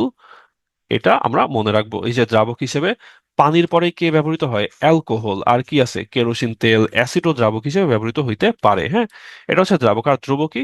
দ্রব হচ্ছে মূলত বিভিন্ন ধরনের লবণ, মূলত বিভিন্ন ধরনের লবণ, সাধারণত বিভিন্ন লবণ। এটা হচ্ছে দ্রব। এখন আমাদেরকে এক মোল শিখতে হবে। এক মোল মানে কি? মোল জিনিসটা খুব মিস্টেরিয়াস, হ্যাঁ, মোল জিনিসটা বেশ রহস্যজনক। এটা একটু ভালো করে আমরা মনে রাখবো। প্রথমত, মোলের কয়েকটা ব্যাখ্যা আছে। এক এক মোল মানে একটা নির্দিষ্ট সংখ্যা। কয়টা সংখ্যা? 6.02 10^23টা। দেখেন, এক হালি মানে কয়টা? এক হালি মানে হইলো চারটা, তাই না? এক হালি মানে চারটা। যদি বলি এক ডজন, এক ডজন মানে কয়টা? এক ডজন মানে হইলো 12টা। তো এক হালি মানে চারটা, এক ডজন মানে 12টা। সেরকম এক মোল মানে কয়টা? এক মোল মানে 6টা। হ্যাঁ, এক মোল মানে 6টা। এখন 6-এর পরে একটু 10^23 আছে, কিন্তু এক মোল মানে 6টা। মনে রাখবেন, এক হালি হইলো চারটা, এক ডজন হইলো 12টা, এক মোল হইলো 6টা। ওকে, ঠিক আছে, সমস্যা নেই। 6 × 10^23টা। এখন যদি বলি যে ছয় 6.02 10^23, যদি বলি 6টা সোডিয়াম পরমাণু, তার মানে আপনি বলবেন এক মোল সোডিয়াম পরমাণু। হ্যাঁ, আর যদি বলি না, পরমাণু না, আমরা হচ্ছে এত মোল এত অণু, তখন বলবেন যে ঠিক আছে, এত মোল এত অণু। সংখ্যা মানেই মোল। এখন এখানে আরেকটা আজব ব্যাপার আছে। আজব ব্যাপারটা কি? আজব ব্যাপার হলো মোলের আরেকটা পরিচয় আছে। মোলের আরেকটা পরিচয় কি? মোলের আরেকটা পরিচয় হলো, আমরা একটু আগে যে আণবিক ভর বা ভর সংখ্যা পড়ে আসছি, এটা হচ্ছে ভর সংখ্যা গ্রাম। হ্যাঁ, এটা হচ্ছে ভর সংখ্যা এর গ্রাম। কেমন? সোডিয়ামের ভর সংখ্যা 23। আশা করি আপনাদের মনে আছে কেমনে। 12টা নিউট্রন আর 11টা প্রোটন ছিল সোডিয়ামের। তো 23 বা 11 আর 12 মিলে 23। তাহলে 23 গ্রাম। তার মানে আমরা যদি বলি এক মোল সোডিয়াম পরমাণু, সেটা আবার এটাও বোঝাবে যে এক মোল সোডিয়াম পরমাণু 23 গ্রাম সোডিয়াম। হ্যাঁ, 23 গ্রাম সোডিয়াম। এক মোল সোডিয়াম মানে 23 গ্রাম সোডিয়াম। তাহলে সোডিয়ামের পরিচয় কয়টা পাইলাম? আমরা এক মোলের পরিচয় কয়টা পাইলাম? এক মোলের পরিচয় আমরা দুইটা পাইতেছি তাইলে। হ্যাঁ, এক মোলের পরিচয় আমরা পাচ্ছি তাহলে দুইটা। লিখে রাখি, এক মোল এক মোল এর পরিচয় তাহলে দুইটা। একদিকে এর পরিচয় কি? একদিকে এর পরিচয় হলো আণবিক ভরের গ্রাম, আরেকদিকে এর পরিচয় হলো 6টা। হ্যাঁ, 6টা। এক মোল মানে 6টা। এখন এক্স্যাক্টলি 6টা না, কয়টা? 6 × 10^23। সো এক মোলের দুইটা পরিচয়। দুটাই ভালো করে মনে রাখবেন। দুটাই ভালো করে মনে রাখবেন। ওকে। আচ্ছা, তো মোলার আয়তন জিনিসটা কি? মোলার আয়তন জিনিসটা হচ্ছে যে আমি এখন যদি এক মোল হাইড্রোজেন নিই, বা আমি যদি এক মোল অক্সিজেন নিই, বা আমি যদি এক মোল নাইট্রোজেন নিই, হ্যাঁ, এক মোল হাইড্রোজেন মানে কত গ্রাম? আমরা জানি একটা হাইড্রোজেন হইল, এটার পারমাণবিক ভর হইল এক, দুইটা হাইড্রোজেন হবে হচ্ছে দুই।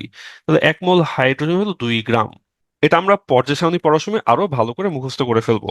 আমরা জানি একটা অক্সিজেনের ভর সংখ্যা হইল 16। তাহলে O2, O2 তাইলে হবে 16 × 2। H2 1 × 2, O2 16 × 2। একটা নাইট্রোজেন আমরা একটু আগে পড়ছি 14। তাহলে দুইটা নাইট্রোজেন হবে 14 × 2, তাহলে এটা হবে 32। এইটা হবে আপনার 28। তাহলে আমরা যদি বলি যে এক মোল O2, that means 32 gram oxygen অথবা 28 গ্রাম নাইট্রোজেন যদি হয়, 2 গ্রাম হাইড্রোজেনও নিবে 22.4 লিটার। ডিএম কিউব মানে লিটার। 32 গ্রাম অক্সিজেনে এক মোল, সেও নিবে 22.4 লিটার।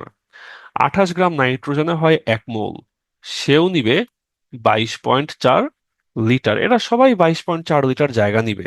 তো পরে আমরা বললাম ঠিক আছে, তাহলে ওদের মধ্যে যেহেতু ভালোবাসা এতই বেশি, এক মোল হাইড্রোজেন যে জায়গা নেয়, 32 গ্রাম অক্সিজেন মানে এক মোল অক্সিজেন একই জায়গা নেয়, এক মোল নাইট্রোজেন একই জায়গা নেয়। তো আমরা সবাইরেই বলি মোলার আয়তন। তাহলে 22.4 লিটার, তাহলে মোলার আয়তন 22.4 লিটার হলো মোলার আয়তন। এক মোল গ্যাস কত লিটার জায়গা নেয়? এক মোল গ্যাস তাহলে জায়গা নেয় হচ্ছে 22.4 লিটার। এটা হচ্ছে আমাদের মোলার আয়তন। তো এটা মোলার আয়তন। নর্মালি আমরা বলি হচ্ছে মোলার আয়তন 22.4 হচ্ছে আমাদের এসটিপি তে। এসটিপি হচ্ছে 0 ডিগ্রি সেলসিয়াস আর 101.325 কিলো প্যাসকেল, সরি। এইটা মনে রাখবো, এসটিপি। আর SATP, standard ambient temperature and pressure. এইখানে আমাদের মোলার আয়তনটা একটু বেড়ে যায়। কারণ কি? কারণ হচ্ছে আসলে মূলত তাপমাত্রা। হ্যাঁ, তাপমাত্রাটা একটু বেড়ে গেছে না? তো তাপমাত্রা যখন একটু বাড়ে, তাপমাত্রা যখন একটু বেড়ে যায় তখন আয়তনটাও একটু বেড়ে যায়। তাই এখানে আয়তন আগে ছিল 22.4 লিটার, এখন সেটা একটু বেড়ে গেছে 24.78, 24.8 লিটার হয়ে গেছে। হ্যাঁ, তো এই এই জন্য আয়তনটা একটু বেড়ে গেছে। একটু আমরা মনে রাখবো এটা, আর মনে রাখবো এই তাপমাত্রা আর চাপ, এসটিপি আর এসএটিপি, এটা আমরা একটু মনে রাখবো। এখন মোলার দ্রবণ মানে কি? মোলার দ্রবণ মানে খুব সহজ ভাবে মনে রাখেন, 1 লিটার পানি নিবেন, 1 লিটার পানি নিয়ে তার মধ্যে আপনি কত মোল দিচ্ছেন। হ্যাঁ, যদি আপনি 1 লিটারের মধ্যে, যদি আপনি 1 লিটার পানিতে 1 মোল লবণ দেন, আমরা তাহলে বলি সেটা হলো 1 মোলার। সেটা হচ্ছে 1 মোলার। একইভাবে যদি আপনি এক যদি আপনি 1 লিটার পানির মধ্যে আপনি যদি 0.5, ঠিক আছে, 0.5 মোল যদি আপনি দেন, তাহলে আমরা বলবো এটা হচ্ছে সেমি মোলার। যদি আপনি 1 লিটারের মধ্যে আপনি 0.1 মোল দেন, তাহলে আমরা সেটাকে বলবো ডেসি। হ্যাঁ, ডেসি মোলার। সেটাকে আমরা বলবো ডেসি মোলার। তো এটা হচ্ছে আমাদের মোলার দ্রবণের কাহিনী। এটা হচ্ছে আমাদের মোলার দ্রবণের কাহিনী। 1 লিটারে 1 মোল হলে 1 মোলার, 1 লিটারে হাফ মোল হলে সেমি মোলার, 1 লিটারে 0.1 মোল হলে সেটা হয়ে যাবে আমাদের ডেসি মোলার দ্রবণ। তো এই গেল আমাদের দ্রবণ রিলেটেড জিনিসপত্র। একদম লাস্টে ছোট্ট একটা জিনিসপত্র, সেটা হচ্ছে ব্যাপন আর নিঃসরণ। কোনো কিছু যদি আমরা জোর করে ছড়াই দিই, চাপ দিয়ে বের করে দিই, হ্যাঁ, যেমন এই যে এইখানে আমরা দেখতে পাচ্ছি যে এই ভিতরে গ্যাসকে আমরা চাপের সাহায্যে বের করে দিচ্ছি। হ্যাঁ, ভিতরে যে গ্যাসটা ছিল ভিতরে যে গ্যাসটা ছিল এটাকে আমরা প্রচন্ড চাপ দিয়ে বের করে দিচ্ছি। তো এই যে আমরা যদি চাপ দিয়ে বের করে দিই, আমরা বলি যে এটা হচ্ছে তাহলে নিঃসরণ, যেখানে চাপ প্রয়োগ করে আমরা একটা গ্যাসকে বাইরে বের করে দিচ্ছি। ওকে, চাপ প্রয়োগ করে বাহ্যিক চাপের প্রভাবে আমরা যখন একটা সূক্ষ্ম ছিদ্র দিয়ে আমরা গ্যাস বের করে দিব, সেটাকে বলে নিঃসরণ। এক্সাম্পল গুলো মনে রাখবেন, রিক্সার চাকা বার্স্ট হলো, গ্যাস লাইনের পাইপ যদি লিক হয়, এগুলো হচ্ছে নিঃসরণ। আর ব্যাপন কোনটা? ব্যাপন যদি যদি ন্যাচারালি আস্তে আস্তে ধীরে সুস্থে চারদিকে ছড়ায় যায়, চারদিকে ছড়ায় যাচ্ছে, এটাকে আমরা বলি হচ্ছে ব্যাপন। এটাকে আমরা বলি হলো ব্যাপন। হ্যাঁ, যেমন এখানে প্রথমে নিঃসরণ হইলো, এখন কিন্তু চারদিকে ব্যাপন হবে। এখন তো আর চাপ নাই, এখন এই যে চাপ ছাড়া যেটা, সেটা হইলো ব্যাপন। চাপ ছাড়া হইলো ব্যাপন, আর চাপ দিয়ে যেটা, সেটা হইলো নিঃসরণ। হ্যাঁ, চাপ সহটা হলো নিঃসরণ, চাপ ছাড়া হইলো ব্যাপন। আর এই ব্যাপনের এক্সাম্পল, এইটা ব্যাপন। একটু মনে রাখতে হবে যে এই যে ব্যাপনে ও যে ছড়াচ্ছে, একটু এখানে মনে রাখবেন, যত ভারী, যত ভারী তত আস্তে ছড়াবে। হ্যাঁ, যত ভারী তত আস্তে ছড়াবে। যত ভারী তত আস্তে ছড়াবে। যত ভারী তত আস্তে ছড়াবে মানে কি? একটা এক্সাম্পল দেখেন, ধরুন আপনি বললেন যে এই যে অক্সিজেন গ্যাস বেশি দ্রুত ছড়াবে নাকি CO2 বেশি দ্রুত ছড়াবে। আপনি দেখলেন অক্সিজেন হলো মাত্র পড়ে আসছেন 32 গ্রাম, CO2 মাত্র পড়ে আসছেন না, পড়েন নাই, 44 গ্রাম। হ্যাঁ, কার্বনের আণবিক ভর হইল 44, অক্সিজেনের আণবিক ভর হইল 32। ওকে, 32, তাহলে 32 থেকে 44 ভারী। তার মানে আমরা বলতে পারি যে O2 থেকে CO2 ভারী, O2 থেকে CO2 ভারী। তাহলে যখন ব্যাপন হবে, তখন আমরা বলবো যে এই জন্য আমরা বলতে পারি অক্সিজেন ছড়াবে, অক্সিজেন দ্রুত ছড়াবে, আর যেটা ও ছড়াবে। কেন? কারণ আমাদের অক্সিজেন তো পাতলা, আর কার্বন ডাই অক্সাইড তো ভারী। যে ভারী, যে ভারী সে আস্তে দৌড়াবে। হ্যাঁ, ভারী হইলে মোটা হইলে আস্তে দৌড়াবে, চিকন হইলে একটু জোরে জোরে দৌড়ায় যাবে। সো এটা হচ্ছে কাহিনী এখানে। এটাই মূলত আমাদের এই ব্যাপনের কাহিনী। হ্যাঁ, এটা এখানে কাহিনী। আমরা এই যে এখানে এটা পড়ছি কোথায়, যেই গ্যাসের আণবিক ভর বেশি তার ব্যাপনের হার তত কম। ঠিক আছে, আর ব্যাপনের হার তত কম। তো এই যে আণবিক ভর বেশি মানে কি? ভারী। ভারী মানে কি? ভারী মানে আস্তে দৌড়াবে, আস্তে ছড়াবে, তাই ব্যাপনের হার কি থাকে? ব্যাপনের হার থাকে তাই কম। ওকে, তো এইটাই হইলো আমাদের কাহিনী। এই স্লাইডটা একটু রিডিং পড়েন, রিডিং পড়ে দেখবেন মোটামুটি সহজ জিনিসপত্র, তেমন আহামরি কঠিন কিছু নাই। আমাদের বিকাল আরেকটা ক্লাস আছে, আমরা সেখানে পর্যায় সারণী রিলেটেড আর বিক্রিয়া রিলেটেড আরো জিনিসপত্র দেখে ফেলবো সুন্দর করে, অনেকটাই ক্লিয়ার হয়ে যাবে ততক্ষণে। ঠিক আছে, তাইলে আজকে এই পর্যন্ত, এখন এই পর্যন্তই থাকলো। ইনশাল্লাহ বিকালে আবার দেখা হবে 3টার দিকে আপনাদের সাথে। ঠিক আছে? 9টা 44 বাজে, আমি তাহলে মিটিংটা ক্লোজ করে দিই। আর কারো কোনো প্রবলেম আশা করি নাই। পুনশ্রী ভবনের সুতা। পুনশ্রী ভবনের কাহিনী হইতেছে, দেখেন এখানে সুতা দেখতে পাইছেন? সুতা, যখন এই সুতা বরফের উপরে রাখছি, সুতা তো আগে বরফের মধ্যে ছিল না। সুতা আগে কই ছিল? এটা ধরেন একটা বরফের টুকরা। আগে সুতা ছিল হচ্ছে বরফের উপরে। হ্যাঁ, আগে সুতা ছিল বরফের উপরে। সুতা আগে ছিল এই যে এই বরাবর ছিল সুতা, এই বরাবর সুতা ছিল। হ্যাঁ, তো আগে এই বরাবর সুতা ছিল। তো এখন এই যে, এখন এইখানে, এইখানে কি সুতা দিয়ে কি চাপ পড়ছে না? চাপ পড়ছে। চাপ পড়ার ফলে কি হয়েছে? এই জায়গাতে পানি হয়ে গেছে। পানি হইলে এখন কি হবে? পানি হইলে এখন সুতা পানির মধ্যে নিচে পড়ে যাবে। তাই এই যেখানে দেখছেন, যেখানে এখন বুঝছে না, আচ্ছা, এইখানে এখন সুতা কি আর বরফের উপরে আছে? বরফের মধ্যে ঢুকে গেছে না? বরফের নিচে চলে গেছে কেন? কারণ যখন সুতাটা উপরে ছিল তখন চাপের জ্বালায় এই বরফটুকু গলে গেছিল, গলে পানি হয়ে গেছিল। সেই পানির মধ্যে সুতা ধপ করে নিচে পড়ে গেছে, আস্তে আস্তে নিচে পড়ে গেছে। হ্যাঁ, তো এই যে এই পানির মধ্যে সুতা এখন আস্তে আস্তে নিচে পড়ে গেছে। তারপর যখন সুতা নিচে পড়ে গেছে তখন উপরে বরফ তো এখনো ঠান্ডা, উপরে তো ঠান্ডা, সুতা তো নিচে, আর তো কোনো চাপও নাই, তো চাপে তো আর পানি তরল হবে না। এখন কি হবে? ঠান্ডার জ্বালায় পানি এখন আবার বরফ হয়ে যাবে, উপরে পানি আবার বরফ হয়ে গেছে, আর সুতা নিচে চলে গেছে। ওকে, এখন কি হবে? এই যে সুতা আছে, এই সুতার চাপে এই নিচের বরফ কি আবার পানি হয়ে যাবে। এই সুতার চাপে নিচের বরফ আবার পানি হয়ে যাবে। তো তখন কি সুতা আবার নিচে পড়ে যাবে। সুতা যখন আবার নিচে পড়বে তখন কি হবে? উপরের পানিগুলা আবার বরফ হয়ে যাবে। ঠিক আছে? এভাবে চাপের জন্য পানি বরফ, বরফ হচ্ছে পানি হয়ে যায়, সুতা পানির মধ্যে পড়ে যায়, উপরের পানি আবার ঠান্ডায় বরফ হয়ে যায়। এটা হচ্ছে কাহিনী। ওকে, এটা হইলো এখানকার কাহিনী। আশা করি বুঝতে পারছেন।